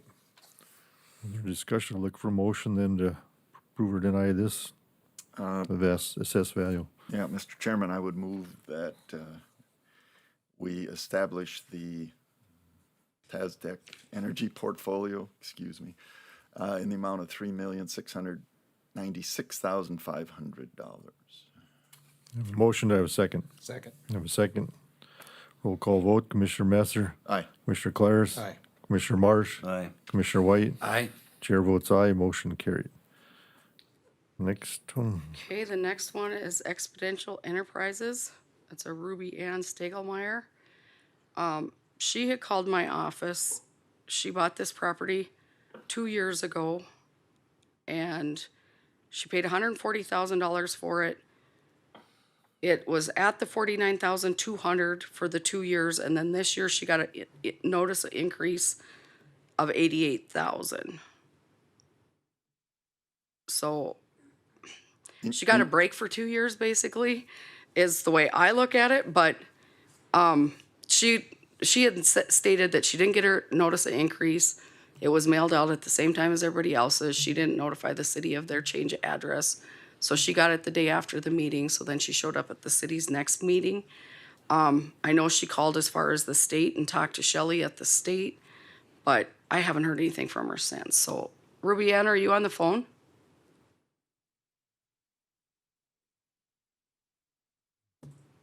Yeah, so. So is it increase of 88 or It's 88,000? The valuation on it is $88,000 for 2023. So have they formally submitted a equalization appeal to you? Or someone can just call in and, okay, Yep, she called in and talked to Joe, and then Joe just referred her to me because, well, she called me because she was mad at Joe. And yeah. It was a long process, and then I thought I had her calm down and I had explained the process to her, and then she called the state. And so Shelley called me and told me what she had told her, but like I said, I haven't heard from her either way since, so. So is that the property on the board?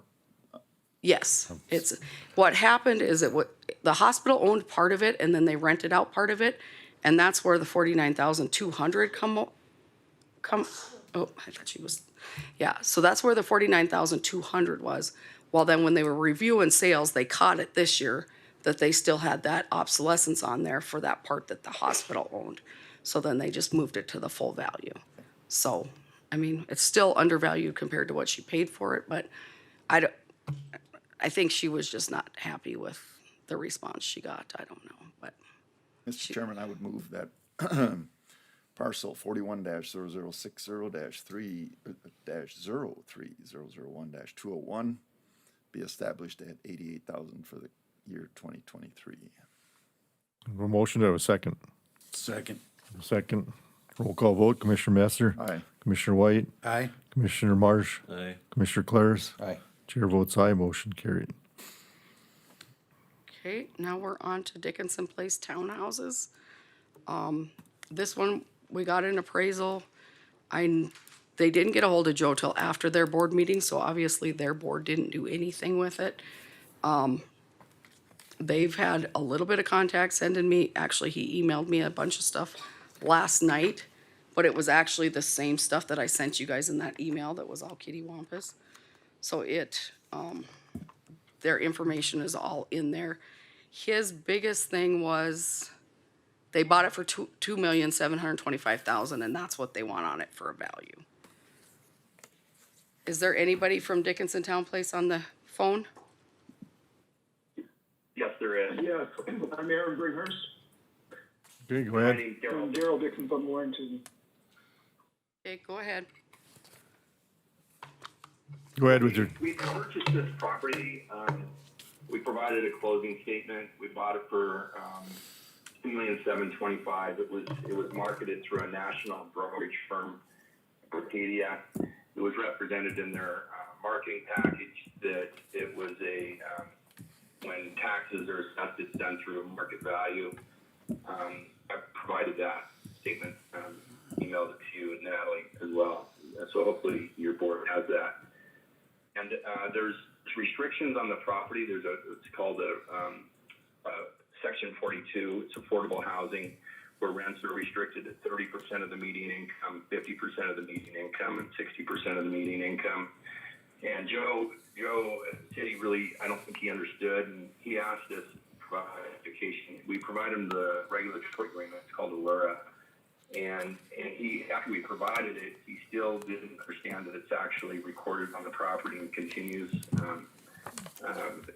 There's extended use on it, and the State Housing Finance Commission, Corinne there, provided clarification that the restrictions are still there. We paid for an appraisal by a national appraisal company, Colliers, that appraised it for $1,860,000. And the difference is substantial for us. When we underwrote this, you buy these properties on a cap rate, and at a 7 cap, that's where we were on our purchase price. At a 5, where they've got this valued at, it's like at a 3.5 cap. You can't run it at that. And the challenge we've got is, we provided a rent roll. Currently, we've got 6 vacant units. We can't operate this paying the taxes that we're currently having and having rents restricted the way they are. And Aaron, can you please weigh in on anything that you would like to add?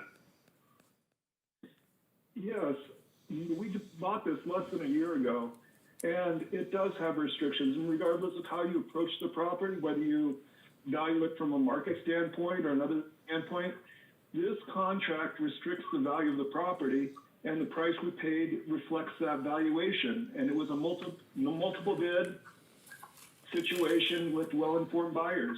And so I can't understand how you can change the price so drastically within 1 year. It doesn't reflect reality. It doesn't reflect what our income stream is or anything else. It's just unreasonable. I have a question. When did you close on this property? Yeah, it was, my closing statement, we provided. 8/31/22.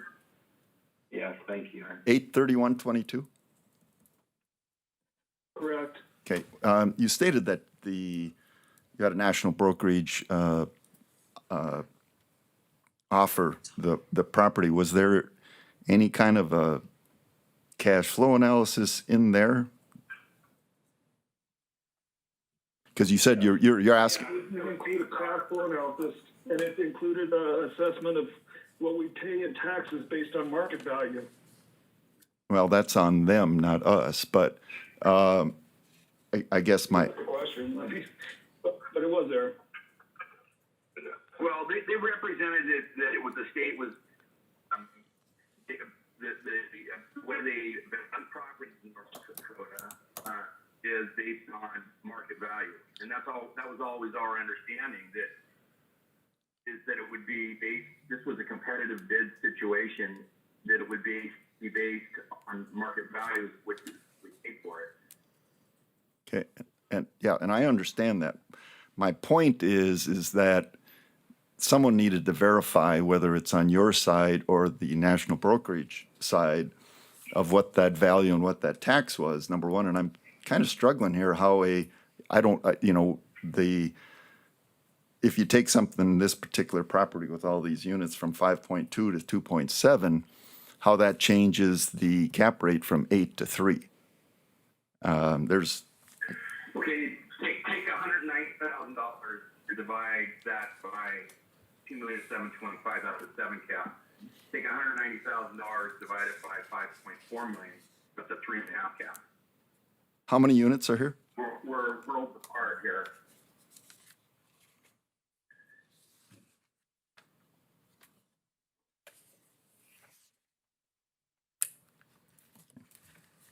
Do you know, Natalie, how many units are I here? do not.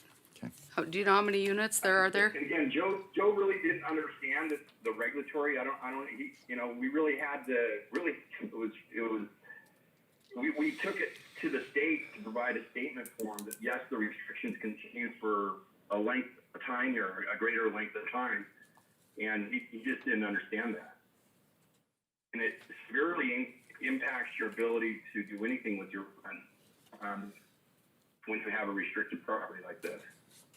Yeah, I understand, but we've had other appeals on deed restricted properties in front of us before and those kind of things, so, again, if this is being reevaluated this year, and Joe, I mean, we're kind of following Joe's recommendation here. Well, and they weren't at the city either, so. Okay. The city just approved the value because there was nobody present, so. Okay.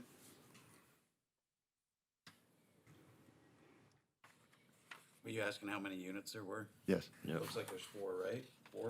Fourplex? 48 minutes. I was gonna say, that's, just knowing the project, Fourplexes, yeah. all identical size. So 12 building, 4 units, 48 units?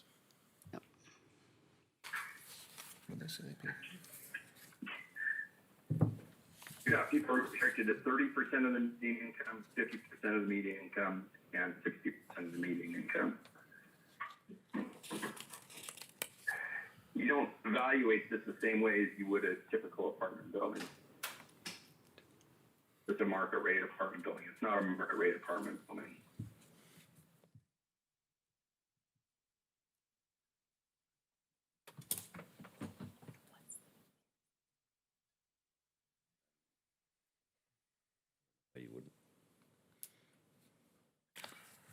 Any other questions?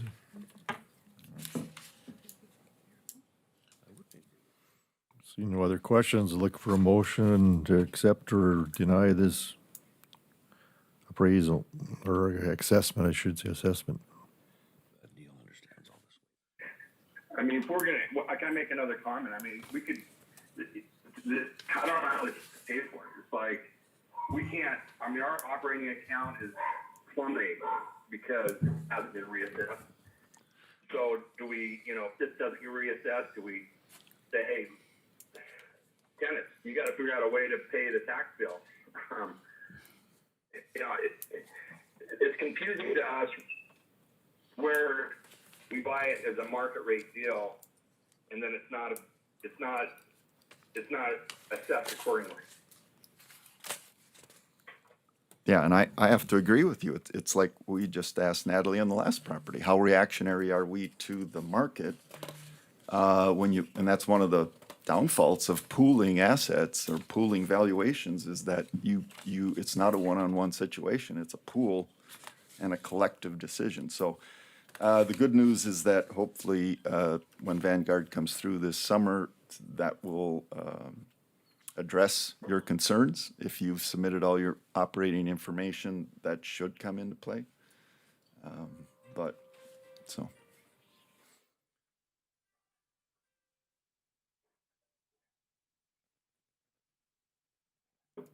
Hearing none, Mr. Chairman, I would move that the valuation on 41-1182-02000-201-245 for the calendar year of 2023 be established at $5,220,700.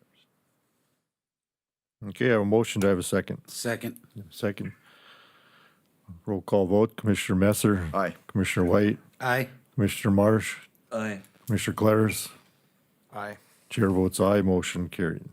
The next parcel. Okay, the next one is Riley Kuntz, and I really don't know if he's gonna be here or call in or anything.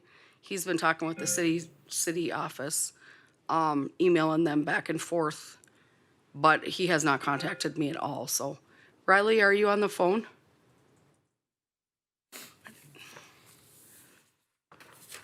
Okay, not on there. Look for a motion then to deny or accept this assessment. Mr. Chairman, I would move parcel 41-0020-090001-100 be established for the 2023 calendar year at $245,100. I have a motion. Do I have a second? Second. I have a second. Roll call vote. Commissioner Messer. Aye. Commissioner Claris. Aye. Commissioner White. Aye. Commissioner Marsh. Aye. Chair votes aye, motion carried. Okay, then the last one we have for the city of Dickinson is Chancellor Hensley. A gentleman dropped off an abatement form last Thursday, I think it was, for the 2022 taxes. He didn't actually own it in 22, he bought it in May of 23. So I called him back, told him, you know, you can't really file an abatement on something you didn't own. That his next step would be to file an abatement after this year's taxes come out. The guy I was talking to was a rep, he wasn't the actual individual, so he really didn't understand me. I did give him the information on when to call in, what time, you know, all that kind of stuff. The city of Dickinson actually went out and looked at this property after the 2022 value. One of the realtors in town asked them to come out and look at it because it had been trashed pretty good. So they had changed the value down to the 224. That's what their board accepted because the rest of the stuff didn't come in till after the fact. So I guess it's, you know, it's already been reassessed. It's just, and they will file an abatement at the end of the year if that's the process that they need to follow. So do we need to take action on this? I don't really think we do because I mean, Yeah. it was just one of them weird things that came into my office. Okay, and then Lufkin US, that is the big building north of town. He called me, we had a few discussions back and forth. He was questioning when I sent him the property record card, there was some weird obsolescence in there, like a higher obsolescence, less of an obsolescence actually. And once we corrected that obsolescence, he was fine with it. I don't think there's anybody on the phone. Is anybody on the phone from Lufkin? Yeah, so he was fine with the value that I set at that $6,033,500. That's is in the totals for the total county. So I don't think there's anything there. And then this land tech one this morning, Dustin Bakken, our industrial appraiser, is here. He drove all this way, and right before he walked in the door, I went and checked my emails, and she said she's pulling her appeal. So he's here just to say hi, but this is all of his stuff for the different properties that he does for you guys. I printed you all out one. It's all the saltwater disposals, the big plants, obviously the two from the city of Richardson aren't in here, but that's all of the stuff from him. So I guess we can go onto the county stuff and approve them totals. We should probably do Joe's, I'm saying, huh? Do the taxable valuation for the city of Dickinson. Let's see what he's got here. So his true and full value for the city of Dickinson is $2,838,285,520 with a taxable valuation of $133,244,581. And we've made no changes today, so them numbers should be good to go and be approved. Mr. Chairman, I would move that the total valuation of the city of Dickinson be established at $2,838,285,520 with a taxable valuation of $133,244,581. I have a motion, do I have a second? Second. I have a second. Roll call vote, then Commissioner Messer. Aye. Commissioner White. Aye. Commissioner Marsh. Aye. Commissioner Claris. Aye. Chair votes aye, motion carried. Okay. Now if we go on to the total county, I'm just gonna go to the very bottom where it has the city of Dickinson and everything included in it. And that'll just cover us for everything. So about 2/3 of the way down, it has the county value is $1,364,977,259. The small cities are 209,654,480, which gives the total county $1,574,631,739. Adding in the city of Dickinson's, our total market value for the county is $4,412,917,259, which gives us a taxable valuation of $208,954,630.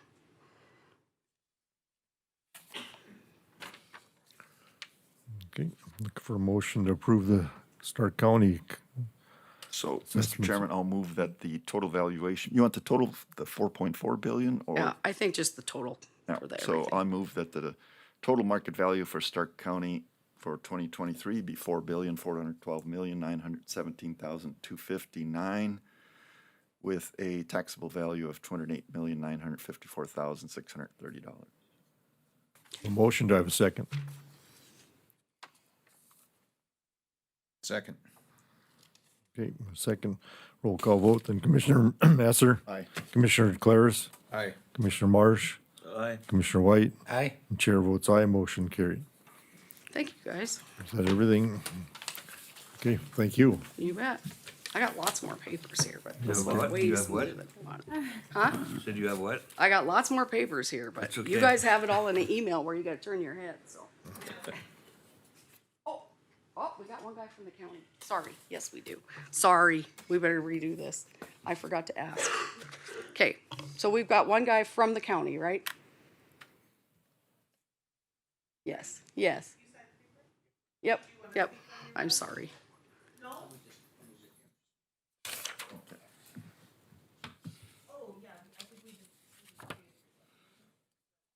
Yeah, his is on the Broken X subdivision. We recreated a whole new subdivision. And so we've got the lots individually valued. So I'm thinking you were questioning the value on them. Is that what? Yes, that's all I looked. Okay. And you can come visit with me when this is over and we can discuss and I'll let you guys know if anything would change. But I basically just put the regular land value with a 20% obsolescence for vacancy until they start building on them. So, okay. Thanks again. Sorry about that. Okay, we'll take a 15-minute break, then we'll have the park board meeting in 15 minutes.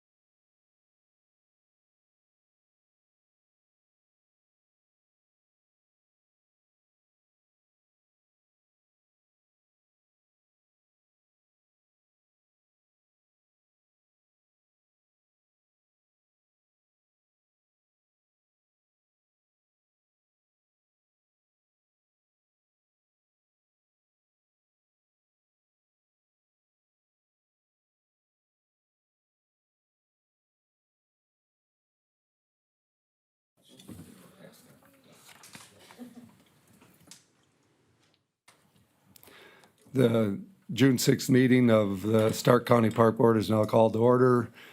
I guess we'll jump right into our agenda. First item is to ratify the agenda. Do I have a motion to do so? Motion to ratify last month's agenda. May. No, this would be this week, For this today? month's. For this week. Yeah, for this month. For June. Okay, is there a second? Second. It's been moved and seconded that we ratify the agenda as presented. All signify by saying aye. Aye. All opposed, same sign. The agenda is ratified. Minutes of the last meeting, April 6th meeting. We're going to do these one at a time. April 6th meeting. Any deletions, corrections, additions that anybody has spotted?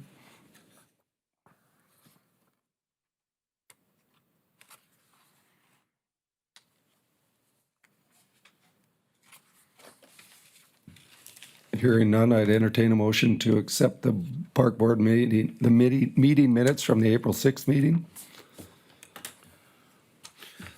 I make a motion, we accept the minutes of for the April 6th meeting. Is there a second to that motion? Second. Moved and seconded that we accept the April 6th meeting minutes. All in favor signify by saying aye. Aye. All opposed? The minutes are approved. Now for the special meeting, April 17th, anybody spot any additions, deletions, or corrections to that meeting minutes? I'll make a motion to accept the April 17, 2023 minutes. Is there a second to that motion? That's second. Moved and seconded that we accept the April 17th special meeting minutes. All in favor signify by saying aye. Aye. All opposed? The minutes are approved. So we'll move on to our County Parks Director report. Lisa? Good morning, Lisa Heiser, County Parks Director. Just a few quick little updates from my department. We just finished up on Memorial Day weekend, having the high stakes barrel race for the weekend, 3-day barrel race where we ran 455 racers through those 3 days, including the Pee-wees, the opens, and the youth. So it was a very fun weekend, and the rain stayed away from us for the most part, so that was good. The DSH Dickinson High School Rodeo was on the Monday following, and they had 414 contestants, so that was a great turnout. Now, they got some rain, so they were in a little bit of mud, not terrible as it has been in the past. I've given you a new events list, so you've got that. You'll notice that the Christian concert has had to cancel. Their band would not come without an indoor option, so we have canceled that. Our fall PRCA rodeo was going to be done in rodeo format by Nathan Hofer this year. However, he's going to change that to a large bull riding futurity. So the date may change a little bit. We've got a few open dates that he's looking at. He just feels like the fall PRCA rodeo is not a well-attended one because there isn't enough people at that very last rodeo to be able to come and compete. They're usually sealed up with their trip to the NFR. So he's going to do that, and he thinks that will be a huge success for an event to bring to Dickinson. So we're going to try that. The Monster Truck Show is this Saturday, so if you haven't been out there, you can certainly come and see that if monster trucks are your jam. There's a 1:30 show and a 7:30 show, and we've had kind of some ticketing issues with Dickinson, Texas, and some fraud site that is trying to sell people tickets. So if anybody has purchased those tickets, I encourage them to go to their provider, Visa, MasterCard, PayPal, and let them know that that was not the correct one. So the Sheriff's Office has posted that warning, as well as the Fair Association Facebook pages, and trying to get them the right ticket information, and is also on the CVB's website and the Stark County Fair Association's website. And then we're mowing at this Motorsports Park. It's taken lots of pressure off of Brad and his crew from trying to get that done, working on some of the logistics of that. They've done repairs and washed their bleachers out there at the Speedway side. And we've got the trailer to haul the mowers back and forth, 2 mowers on there. I was talking about how much time that new mower has saved, and it's very comfortable with the new weird tires that don't go flat. So, but it's cuts about a third of the time off in mowing just because of the size, and you can go a little bit faster when the grass is shorter. So thank you guys for that. And other than that, I think that's really it for an update at this point. I do have one request to pay a bill that didn't make it onto the accounts payable side, just to pay that and get that part of it done. So what kind of attendance are you expecting for the monster truck? I don't know. They haven't shared with me. It's a third party putting it on. It's not the Fair Association. So they said their ticket sales are really well. So they were kind of shocked that there was another site that people were actually buying tickets on. So we will know that on Wednesday when they kind of give us preliminary. It's been good, but with 2 shows in one day, I'm not sure. It's supposed to be Is it just cooler. gonna split the crowd, or is it, That's what it's I'm a wondering. good question, yeah. Yeah, I'm not sure how that will go. Well, I have relatives that travel to Fargo to go to these things, so I'm really glad we're having one in town. Yeah. And, and I'm sure they'll go. People like them. Yeah, they do. For sure. Yeah, Yeah. it's, Yeah. I'm guessing it could be as big, well-attended as our 4th of July PRCA rodeo. Very well could be. But the last time that it was at the Especially fairgrounds, it was very well attended. Yeah, we had just roughly at that 2,000 mark at the last one. Yeah. So, and we didn't have one, was it last year? We Last didn't year was have one. at but we- Speedway. Oh, at Speedway, that's correct. Yeah, and they don't have quite the seating capacity out there as I we know. do at the fairgrounds, but, so we'll see how this one goes, but we're excited to be in there and bringing that to Dickinson too. So, and so the amount, the bill that I have, and it's not a bill, it's a reimbursement for fair events, is to Rough Rider Commission.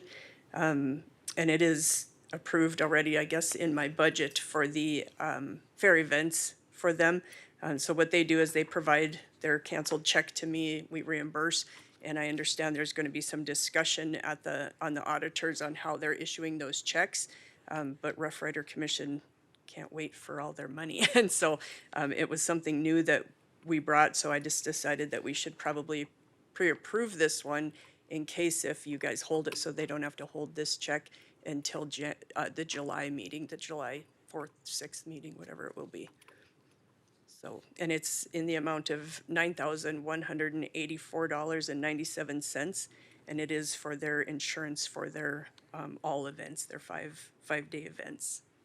So basically, they want us to prepay one of their expenses, is that? They've paid it Oh, already, okay. and then that's part of the monies that we allocate. So I've allocated $85,000 for them for the fair events and that's all the events across the board. And then what they do is they reimburse, we reimburse them, and they just prove that they've paid it. And so they give me a canceled check, and that's how we do that with all of those entities. They have to prove that how they've spent the money for our auditors. Didn't we approve doing it that way in past meetings, like that first year I was on the board? So We did. So what's happened now is that the auditor's office is requesting that we put in the request for these checks, and then they are held until the meeting, the okay. commission meeting. Okay. And so that's gonna just create a little bit of an issue. So we had in May a little bit, which we talked about that with Karen as the auditor, was that the events that we brought in for the Memorial Day extravaganza, we allocated some funds for them to come in as well. And so we couldn't just sit there and hold their money while they're paying it all out and then hold it for another 2 weeks after their event. And So what the auditor created wants us to do is approve payment of that check today. Yep. So that it isn't Yep. pushed to the Next July meeting. Yep. Yeah. And so my argument was, well, this is already approved in the budget, so why is it? But Okay. they'll talk about that later. Well, let's, I think we need to pay it, I guess. So is there a motion to pay that $9,000 bill for insurance? What's the total amount? $9,184.97 reimbursed to Rough Rider Commission.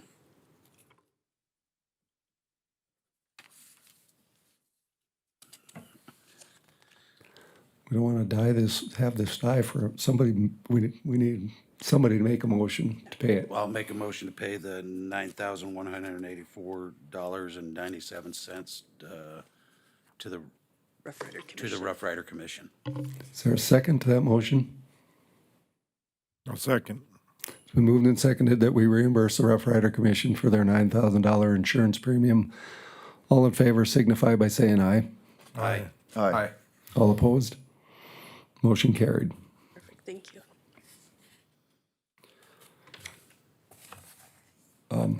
Are you, I'm done. thank you. Could you Yes. just stay Oh, there? yes, Because absolutely. you're going to be, I'm gonna be on there anyway. yeah. So Sure. the next item of business is the Fairgrounds restroom redesign discussion.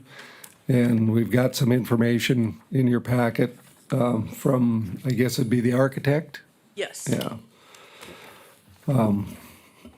I'll just go right ahead here and say that in the discussion with the board members that I've had, there's a consensus to get more than $200,000 cut out of this project. I mean, that'd take us down to 700,000.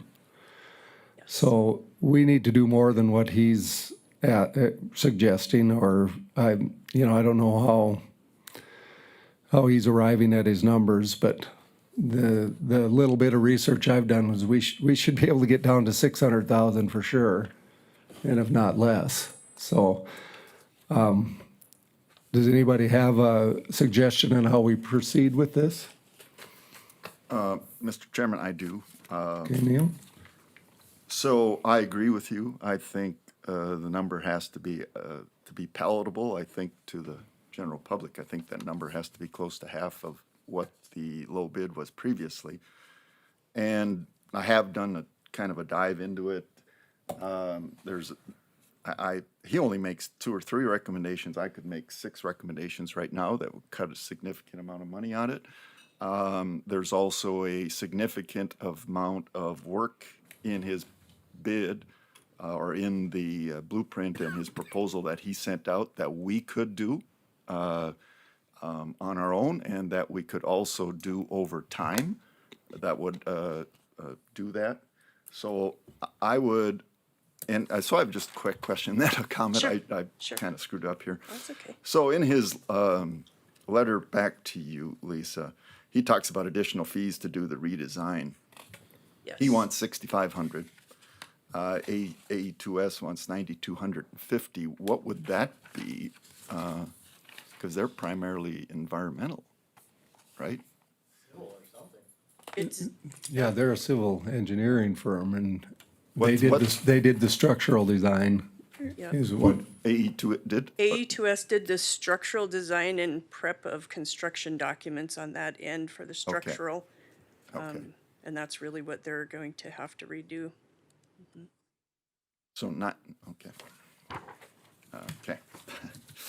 And the other one was CMTA, Yeah. and that's the HVAC. Yeah, I heating get that and one. Those ones, yeah. Yep, I get that part. Yep. So, so my recommendation, Mr. Chairman, would be that let's go kind of an ed game where we were talking about meeting with several of the generals who had bid this. Let's go to them with some of our ideas. Let's listen to their ideas. And then, because we're going to have a pretty close ballpark what we're going to come up with if we do some of these things.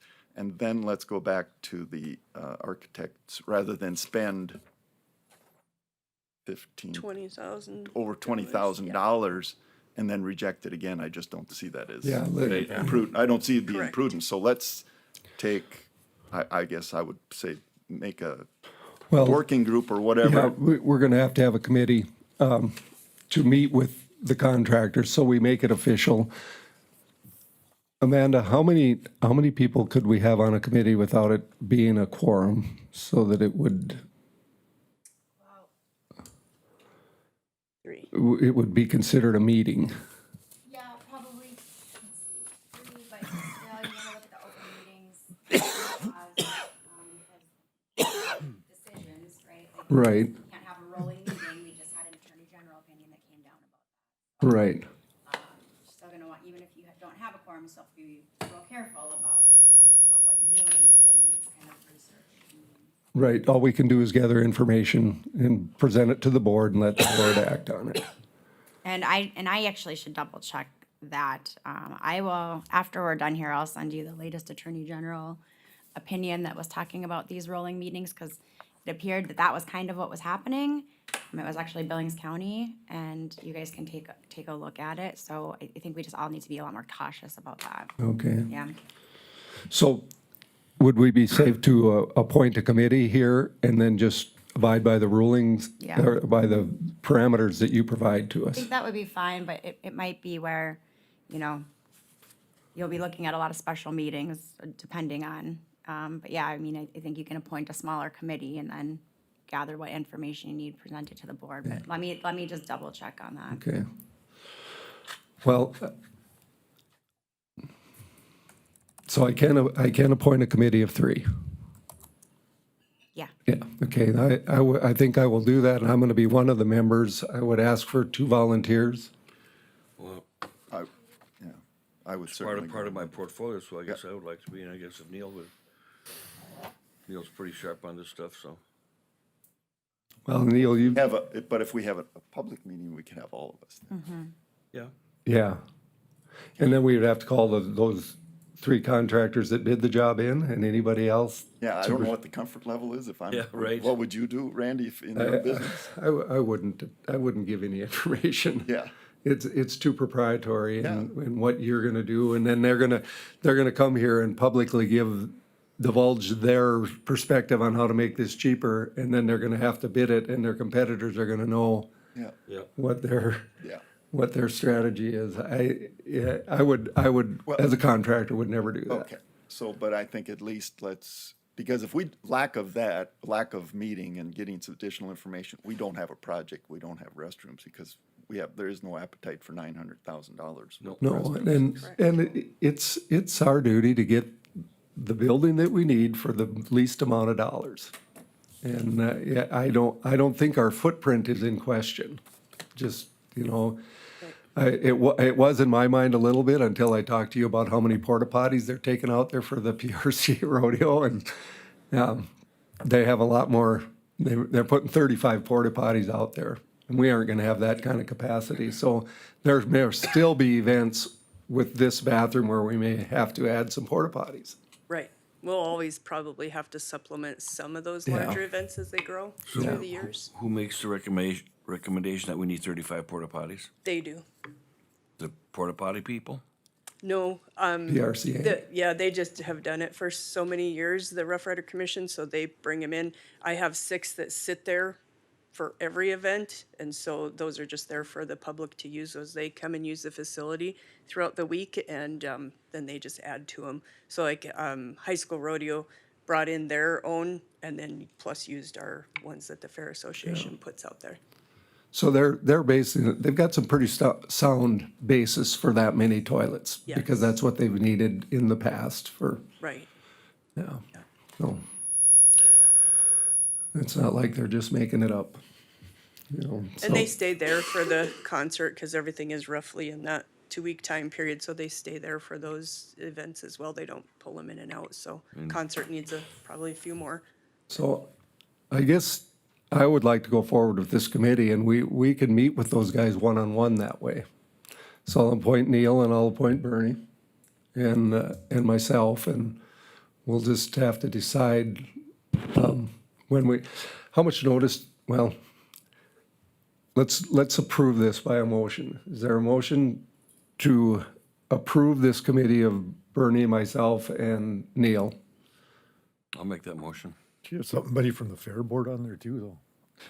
He's on the fair board. I mean, the Fair Association, I should say. I'm on there, and so is Lisa? Jason, and so is, yeah. Jason's not on the fair board, he's just park board. So would You're we, fair, if we had another board member, Amanda? I would be careful about it. I think that your fact-finding committee or your information-seeking committee. Okay. Okay, well, we're gonna just leave it as it is, and I'm gonna be the Fair Association representative, because I'm on that board. That's, I am too. Yeah, and you are Yeah, too, so yeah, either that's right, so. That's why, that's my Oh, portfolio. I was that's thinking why. one of the officers from that, for their board, one of them should be on, but that's- Well, if you keep it small, if that needs to expand, then we can maybe do some other stuff. But at this point, we're trying to figure out how to do a facility Right. at a lower cost. Yeah, So we're trying to get some ideas, yeah. Okay, there's a motion on the table to approve this committee of myself and Neil and Bernie. Is there a second? I'll second it. It's been moved and seconded to have a fact-finding committee of myself, Bernie, and Neil, and all in favor signify by saying aye. Aye. Aye. All opposed, same sign. Motion carried. Is there any further discussion on the bathroom project? Any other comments? Anything else? Then we'll move on to the next item, which is the motorsports retaining wall. Give us a little background, Lisa. Well, we're having some issues with the wall pushing out onto the track, and it actually has, where they have the wall on the track, it's actually laying over. There's so much moisture in the hill. There's a couple of, at least one spring, and we're not sure if one spring or two springs is heading water on either side. At this point, it doesn't look like it's eroding the footings of their grandstand, but the potential is that it could.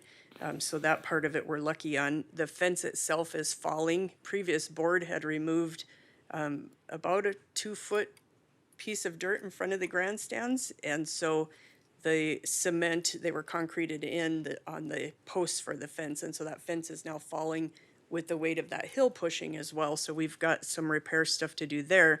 But we wanted to look at it, and Commissioner White and had suggested some things to look at. We had gotten a concrete wall, just an estimate of what we could do and a couple options on that to fix that issue. The Speedway has been canceling races because of the water issue coming onto the track, and it makes it just muddy. And they had a few people go out and take a look at that, and Midwest Erosion Control had them pack in some of the bentonite clay to seal off that portion of the spring that was coming onto the track. What that's going to do now is push it out to other areas, and so we need to do something, and that was just a way to get us through. So we called a meeting, and we had myself, Matt from Wind Construction, Bernie was there, Tracy Tews was there, Jesse Kelly and Brad from the Speedway came and met out there, and we talked about what we really could do, what's needed, and there was a lot of options that were provided out there. Most of them felt like that guardrail needed to be a concrete wall with some posts and piers, just to be able to hold that wall up but have it there, not at the fence. And so that was one of the pieces that they talked about. The drain tile was needed for the springs to get that water both out of the way and maybe take it from the hill itself and maybe allow that to dry some. There was an alternate suggestion to drill holes and let them fill with water and then pump those out. There was a suggestion of running a trencher across there just to hold the water and see if we can get it to go out the other direction so that it's not coming out onto the track. Commissioner White had suggested some erosion block.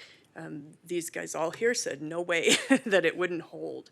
If we had erosion block buried under there, it would just continue to push. So everybody that was at that meeting, including BG, just said, yeah, you guys need BG Excavation, said that was one of the things that they really thought you needed, something that's down footings in the ground. It was told to us, and I haven't looked at that to research it, but the grandstand footings, they said are 20 feet in the ground. So I don't know if that is, I have the plans and specs and I need to look at that, but maybe that's why they're not moving. Al's group, they had made some, what do you call it, just a berm, basically. You can talk about that if you want. keep a lot of water after we got that recycled asphalt. We make the berm so everything heads south. So it hits that berm and it kicks it off into their watering hole. It's in the upper parking lot, so some of that rain that comes down, instead of coming down into that track area, it actually pushes it to their pond. And then a few And it's years ago, helpful. they had their spring was come on the tracks. I just went out with a backhoe, dug it, and put some perforated pipe, P-rock in there, buried it back, and it flowed a lot of water. Yeah. And there's a drain by that. I sometimes wonder a French drain from east to the west, put some P-rock in, put a pipe on with the sock on so don't plug the pipe up, put P-rock on top of it. I think that thing would run a lot of water out of there. Well, is my mic working? Yeah. Al, you're more familiar with it. I'm envisioning this and I'm thinking if we go in there and we do this, I think the short retaining wall, because they got the drilled piers on that one. And if they laid a perforated pipe right on the footing on the backside and drained it out east and west, that's going to solve your water problem, isn't it? I mean, they're going to have the excavation there, so it'd be a matter of adding the cost of the pipe. And Well, they talked about, putting a guard or a footing up to catch it, but that guardrail, we were out there, we spent couple, 3 days out there fixing the guardrail this spring. If they want to put a concrete wall, why wouldn't the guy just take that guardrail down, put a concrete wall up and use that as their guard, and it'll serve two purposes. It'll fix the guardrail and it'll have the concrete wall to keep the. I guess I thought that's what we were doing, was that the guardrail was going to be That's gone. what and they did suggest. Yeah. Originally, it was going to be back up, Oh. put a car Yeah. length closer to the grandstand where the fence is actually at. Yeah. We talked about moving the fence Yeah. closer to that, and there was some safety issues that were questioned at that meeting too, of them hitting the wall, and Brad said, no, everywhere we go has a concrete wall there, and we Yeah. don't hit it. It actually would be better than the guardrail. He said the guardrail sucks them in and wrecks their cars, and so.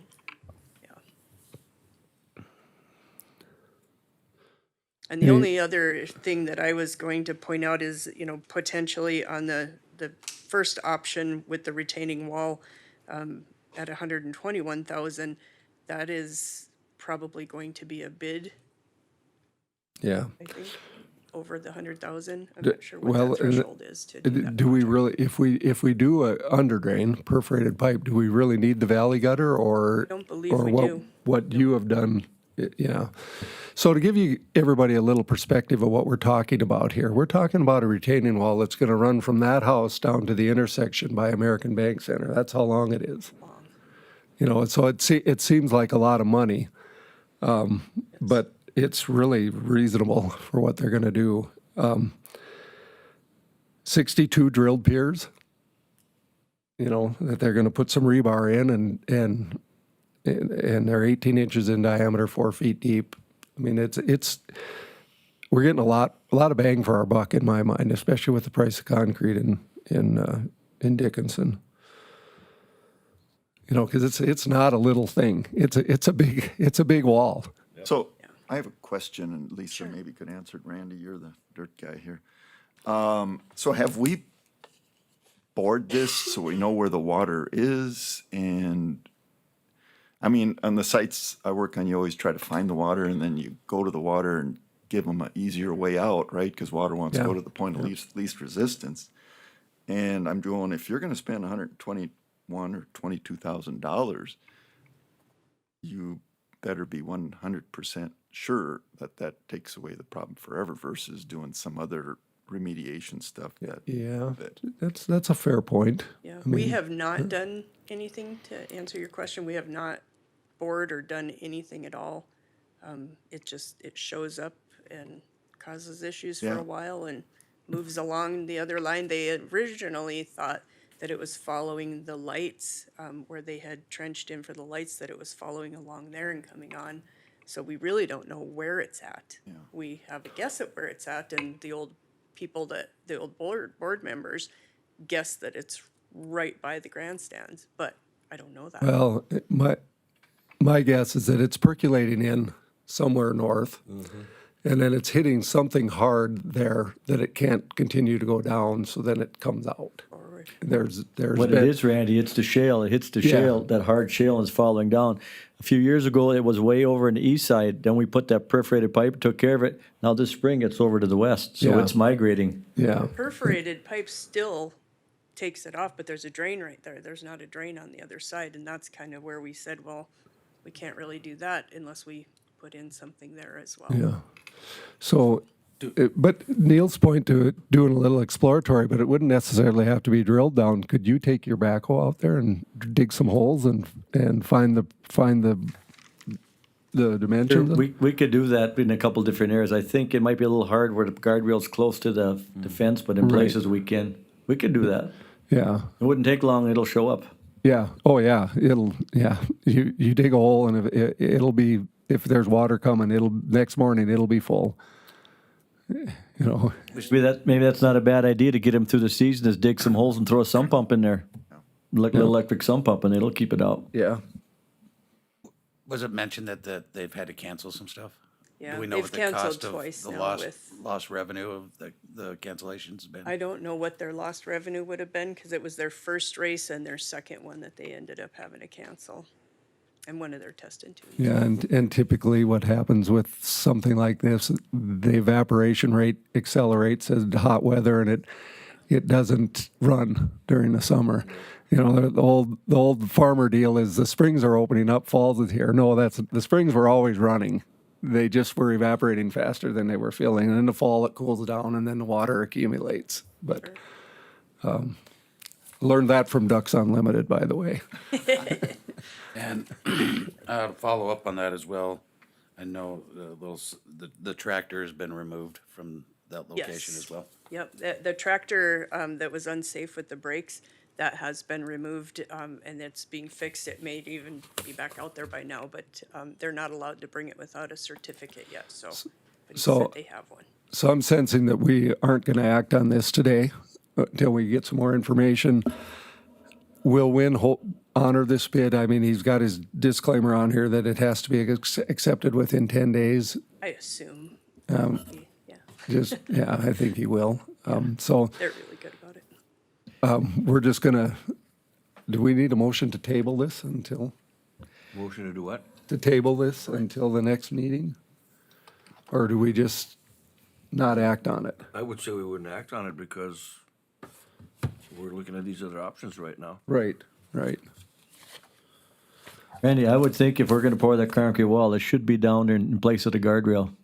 Yeah. Well, That's totally not the I other totally one. agree. Yeah, Yep. because his bid wasn't for that, I don't believe. It was for in between the guardrail and the Okay. fence. Okay. And that was to put in tubes to hold the guardrail fence up, so it's gonna be a whole new deal if we're gonna do that. Okay, yeah. Yeah, I thought that's what this was. Because it's a Well, retaining wall but with we footing. would still do that because the fence would Rebar. still move to that point, so it still would be this.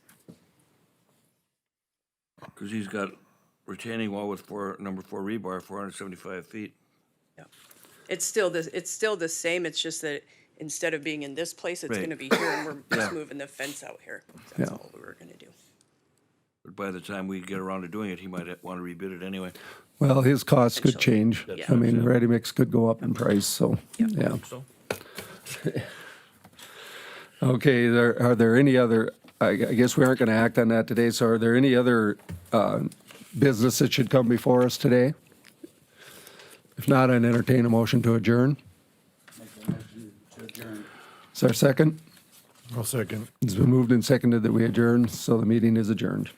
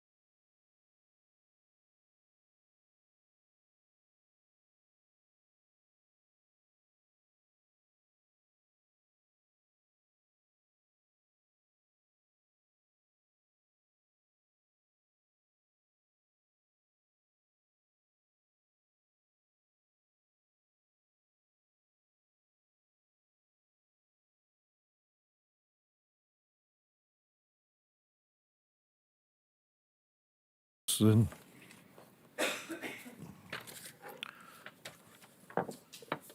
Good morning, Commissioners. Steve Josephson, County Planner. You have before you a contract from SRF to perform the update of the comprehensive plan.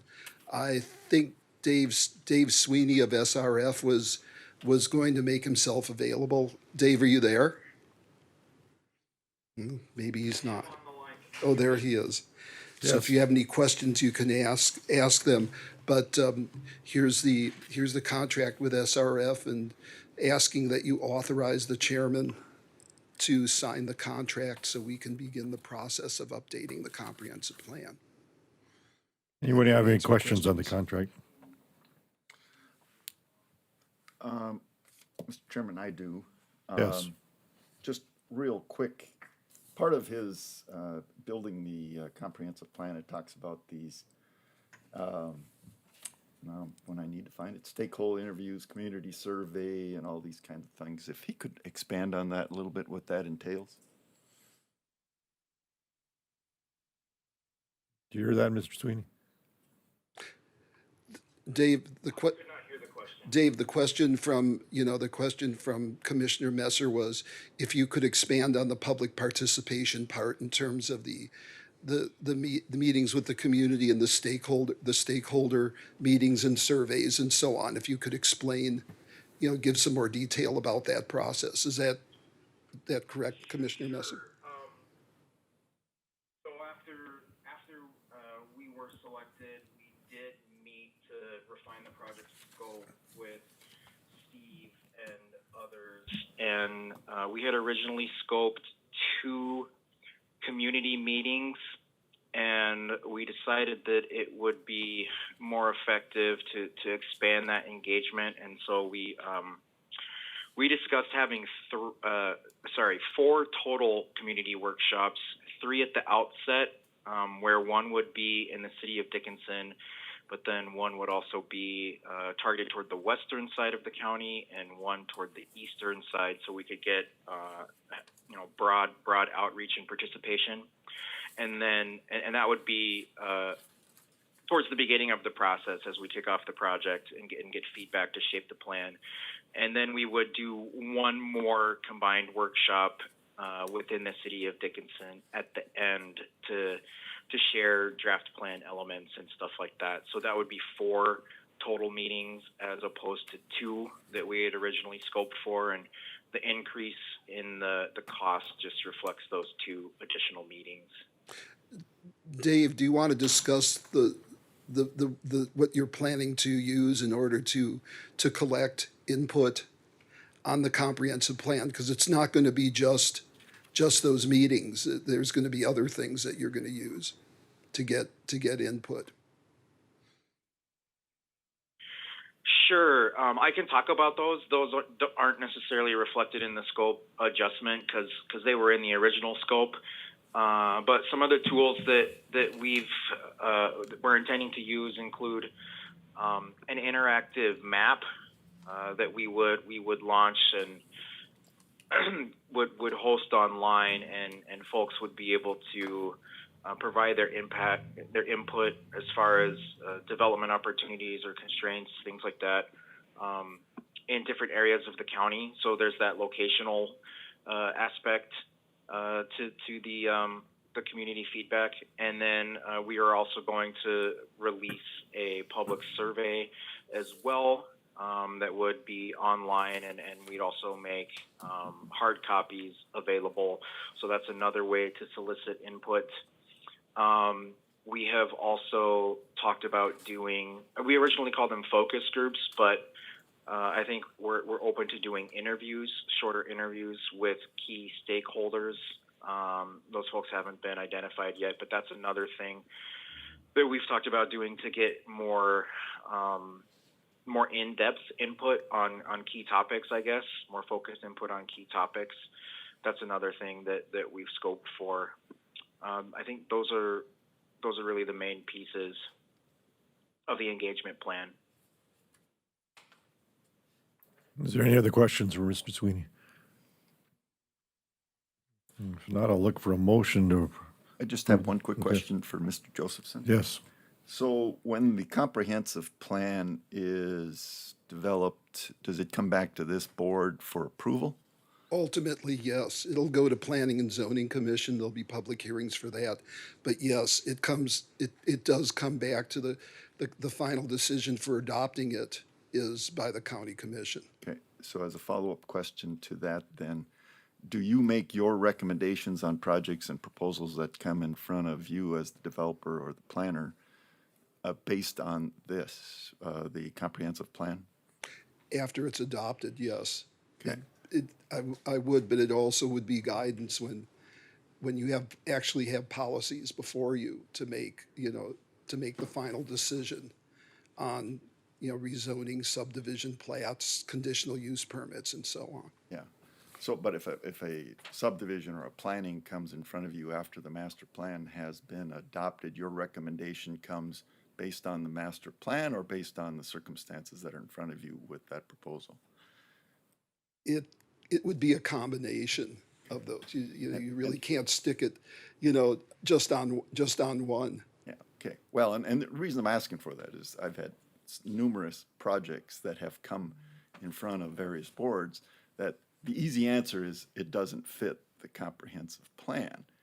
And then when things change, and I just want to make sure that this is considered a blueprint and not the gold standard when it comes to projects in the future that may come in front of us or the county or the city or whatever, because we have to show some flexibility as well. And, from the perspective of a planning professional, we've got to use some judgment also. We've got to use some judgment also because there are going to be other factors besides compliance with the comprehensive plan. And believe me, I've worked in places where the comprehensive plans are written in a way to accommodate that because maybe it won't meet this section of it, these policies, but it'll meet these policies. Yeah, well, and let's hope so. Let's hope that this includes that because, like I said, on these ones that I've been involved with, the recommendation from staff has always been denial based on the comprehensive plan. And so it's an uphill battle to get those kind of projects approved when, the staff or the experts in the room based on the comprehensive plan are suggesting denial. So I just want to make sure there's flexibility in that when whatever the end result is, if we're going to spend $100-some thousand, let's make sure that it allows for flexibility. I think that's really the importance of having, all the public meetings and working with the stakeholder groups too, is to get a plan that, that provides guidance, for rational growth for the county. And just to chime in a bit, I will let you know that, being the legal advisor for planning and zoning and looking at Supreme Court cases and things like that, if this county gets tied into litigation, the courts will look at the comprehensive plan. Right. So that is something to be aware of. Okay, any other discussion? If not, I'll look for a motion then to approve for me signing the contract with SRF.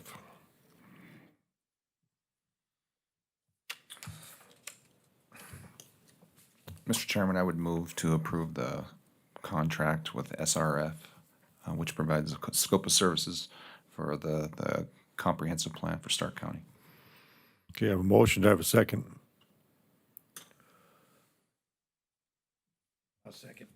Second, okay. Roll call vote then. Commissioner Claris. Aye. Commissioner White. Aye. Commissioner Marsh. Aye. Commissioner Messer. Aye. Chair votes aye, motion carried. Thank you. Then you want to do your We'll get a copy. We'll get a copy for your signature. And yes, I was going to ask about the two conditional use permits. So you have in front of you, it's an annual renewal for two conditional uses for Fisher Grant Sand and Gravel. They're both gravel pits. When these were approved, the conditions include an annual renewal for it. So they submitted an application and you have them before you. And I believe you need to have separate motions in order to approve the extension of these. And do we have a map or Well, do you have the app information We have so a you copy know of the where they are? applications, yes. So the first one is located, it's located in the southeast quarter of Section 27, Township 140, Range 95. So it'd be a motion to renew that conditional use permit. Mr. Chairman, I would make a motion to extend or renew the conditional use permit for that 30-acre parcel located in the southeast quarter, Section 27, Township 140 North, Range 95 West. We have a motion, do I have a second? I'll second. I have a second. All in favor, state aye. Aye. Aye. Those opposed, motion carried. Okay, the second one before you for renewal is located in the northeast quarter of Section 27, Township 140, Range 95. Mr. Chairman, I would move to renew the conditional use permit for the gravel pit located on a 10-acre site located in the northeast quarter of Section 27, Township 140 North, Range 95 West. I have a motion, do I have a second? Second. I have a second. All in favor, state aye. Aye. Aye. Those opposed, motion carried. Thank you. I'll notify Fisher Sand and Gravel Okay. about your actions. Thank you very much. Okay, thank you. Thank you.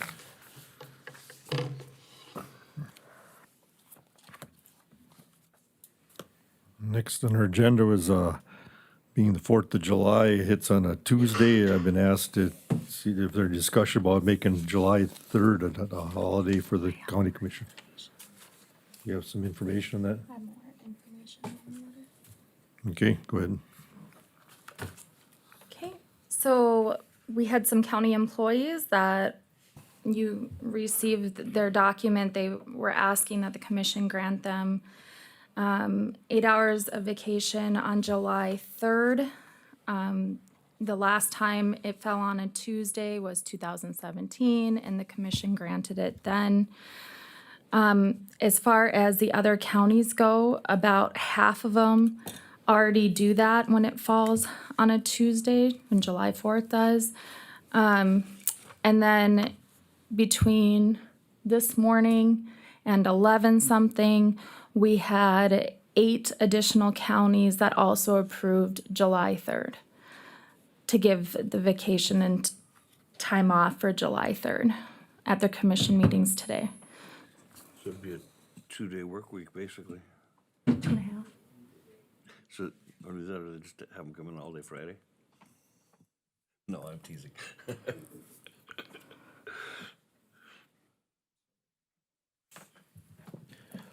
Chairman, Yes. obviously I'm for this and taking care of my employees, but I just want to advise you guys, we have that concert July 3rd. So we have 10 extra employees coming in to work that concert in addition to our usual staff, so this might create a bit of a mess for us.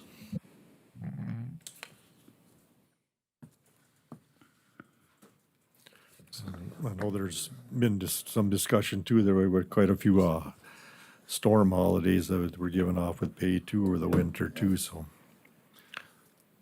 I think it ended up to be 5 that I excused this year. Well, the other thing too is, Everybody's looking at me, I'm like, I did not make this joke. but we bring the calendar in front of us either late December, early January for the year, dates and all these kind of stuff. And in my opinion, I don't know, I agree with Commissioner Franchuk. We've given a number of paid days. And if someone wants to take off July 3rd, my personal opinion is it should be at their discretion and use it as their vacation hours or whatever the technical term is. I think if this was in the works, it should have been in front of our calendar at the beginning of the year. So I would be support leaving the courthouse open on July 3rd. Okay. Any other discussion?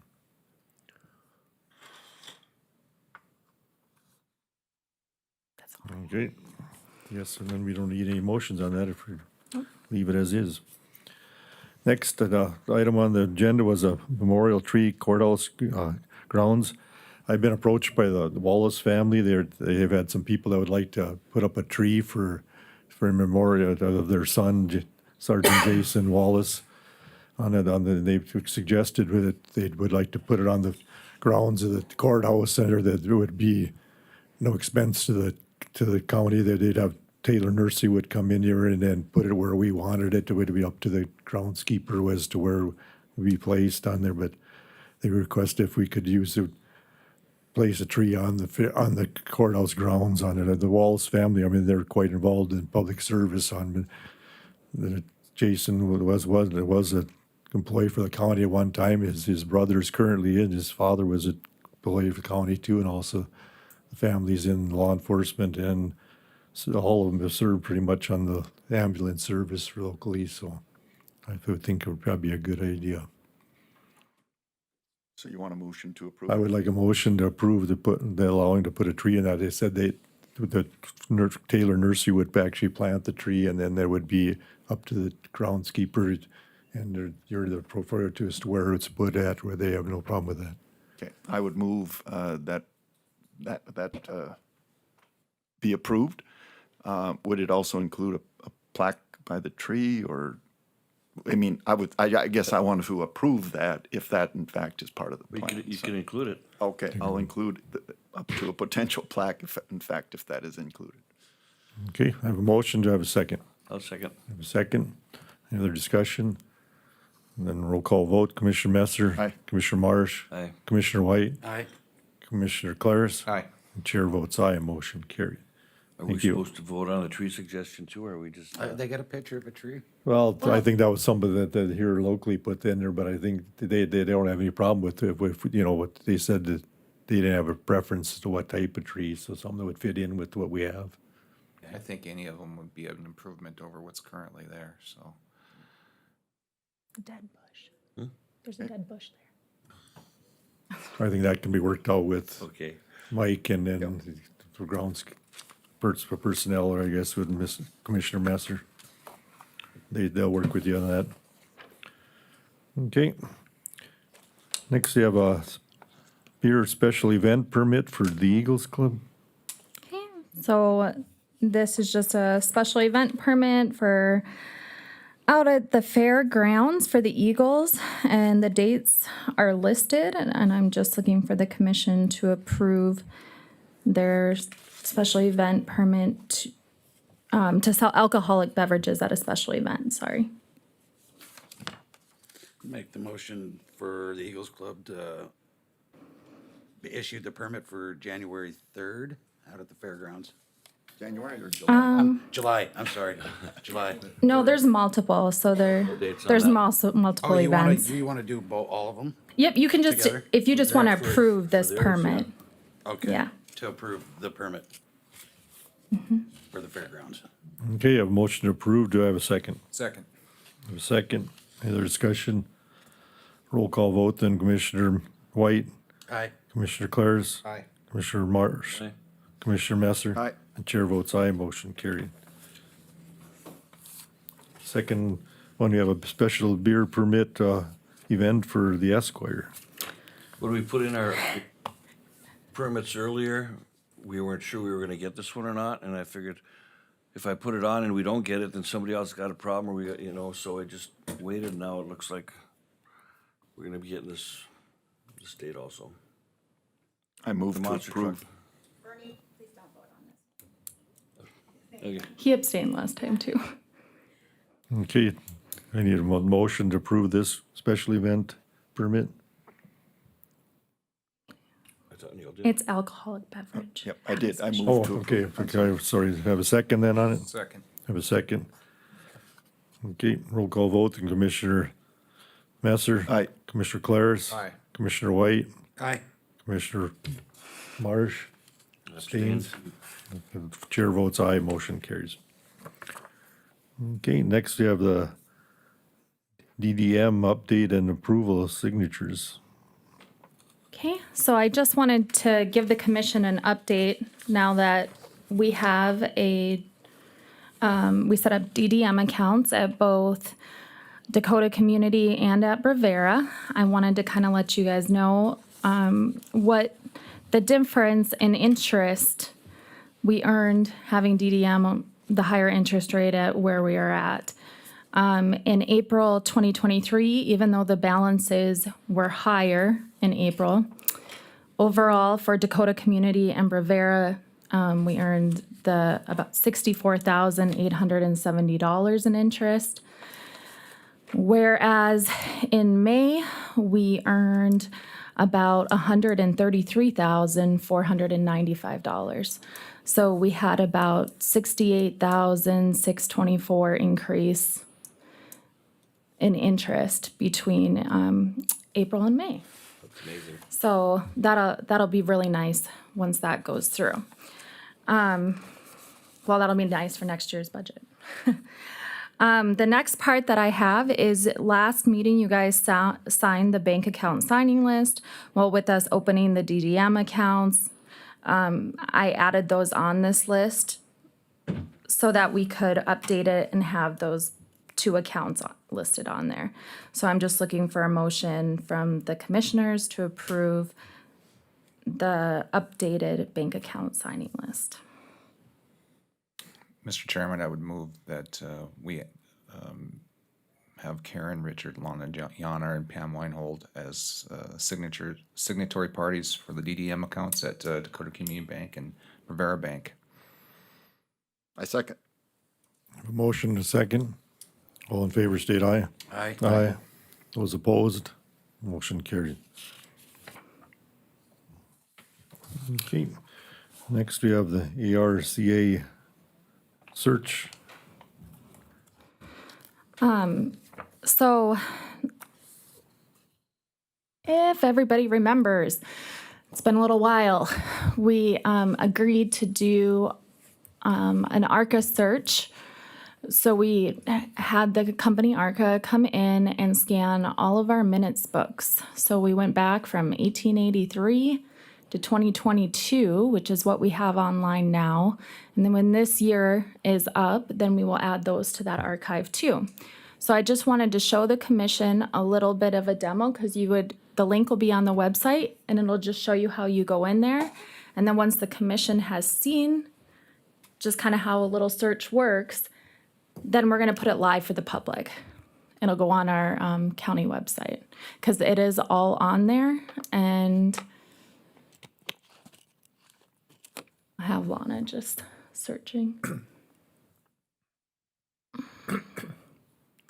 So you have your search tab there. Now, if you look, there is boxes where you can select if you know a specific year or if you know, then you can select the oldest to newest or newest to oldest, because when you're going back to 1883, you might find some interesting things back then, but it'll pull that specific word.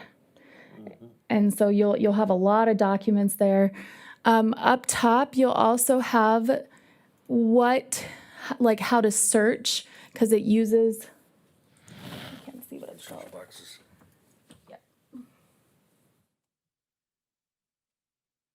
So, right, you can search by phrases, by words. There's different ways to search. You can also, if you put in Dickinson, and over here it says fuzziness off, but it'll take a second here, but it'll pull up all of the minutes dating back to 1926 that have the word Dickinson in them.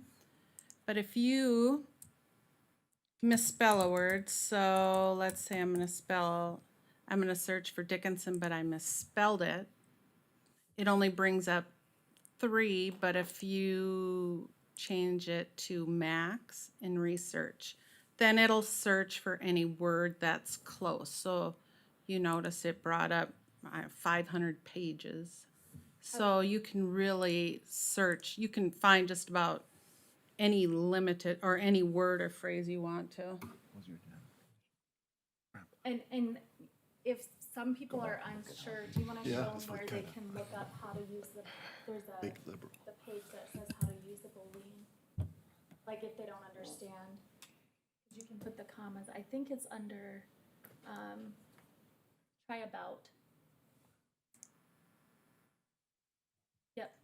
So there is a little link there, and this tells you, you know, if somebody's looking for something specific or they're not sure how to use that search, this is an actual thing that tells you with pictures on how to use their website.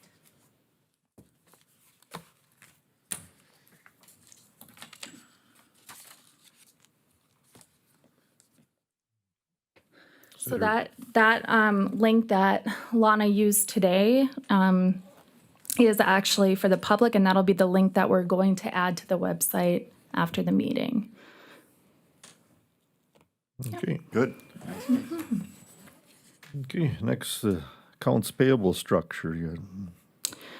So we, our current accounts payable procedures are kind of all over the place, by department, by who's ever turning in bills.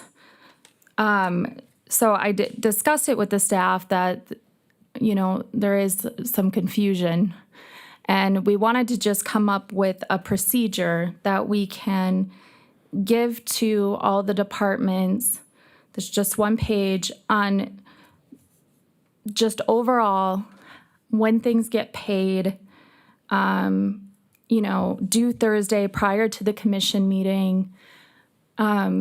Because if you turn something in on Friday, what have you, and then another department comes in and says, well, they turn something in on Friday all the time, why can't I? We're just creating this whole cookie jar of issues. So I would just like, if the commission is open to it, just approve kind of what the accounts payable procedures are that's listed here. It also puts on the department heads the responsibility for, you know, if they're not turning in their receipts on time, that they will have to actually, they need to be turned in on time. Otherwise, you know, we do get charged late fees, what have you. And also, you know, the W-9s, if you are using a new vendor and we don't have a W-9 for them and you know they're new, you have to have the W-9 from them for us to be able to send them a check. So like that kind of stuff just needs to be cleaned up. And then also it lists what time, when the checks are printed. Checks, so when they put checks authorized to be written outside of the exceptions time frame are limited to expenses previously approved by commissioners. So for example, you know, you might have to do multiple checks for an approved amount for a specific project that's already in the budget. So, you know, we are allowed to write those checks out. But if somebody comes in and says, well, I have this amount in my line item and they want to check that day, it does, we don't really need to be listing, I should say, creating checks daily based on what's coming in, and they should be going through the commission meetings. You can see the exceptions, which is payroll, utilities, contract payments, scheduled debt. So that's stuff that the commission is already aware of. So one thing that I've had the conversation with a couple people is, well, what happens if we issue this check in my office? And, you know, this is for, you know, some of the department heads that might be a little frustrated by this, but what happens if we issue this check in my office and then it comes to the commission meeting on your list of checks to approve and the commission says no? Well, we've already given you the check. They already have the check in possession and you can't take it back, but the commission said you can't pay it. So I just think that this is probably the better way, so. I have no problem with setting up policy. Have the department heads had input into this process so that they're all kind of buying into this kind of deal? Well, I was going to bring it to the department head meeting, but, you know, with the accounts payable, this is our procedure in our office.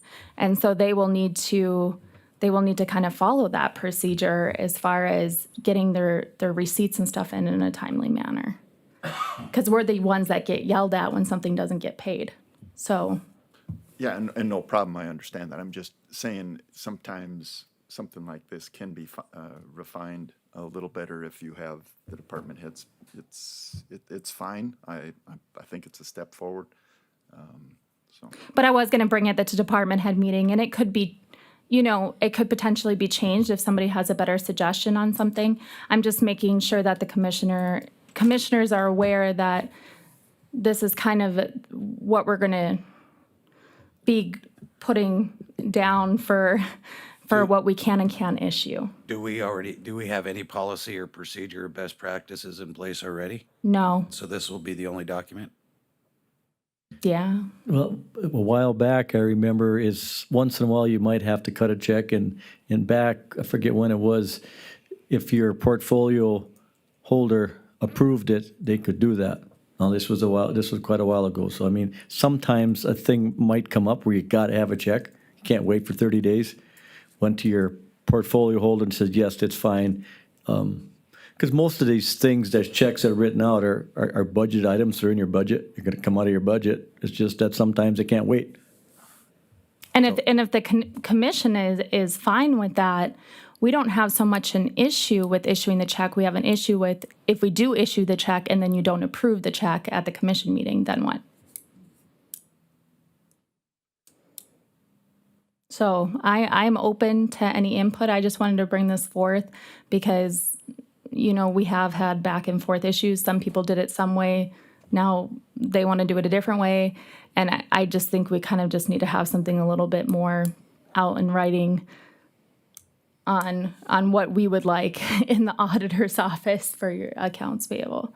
It's probably not, honestly, it's really not different than what most of the departments already do. They're already pretty good about it. Some of it might just be an information thing. Like some departments are really good at putting their information on. Other departments, it's a find the puzzle piece situation. So I think we would just like to clean it up. I think I'd be fine with this as long as it's, I guess, not a policy, it's just a best practices and everybody knows generally this is what needs to be done. I would agree.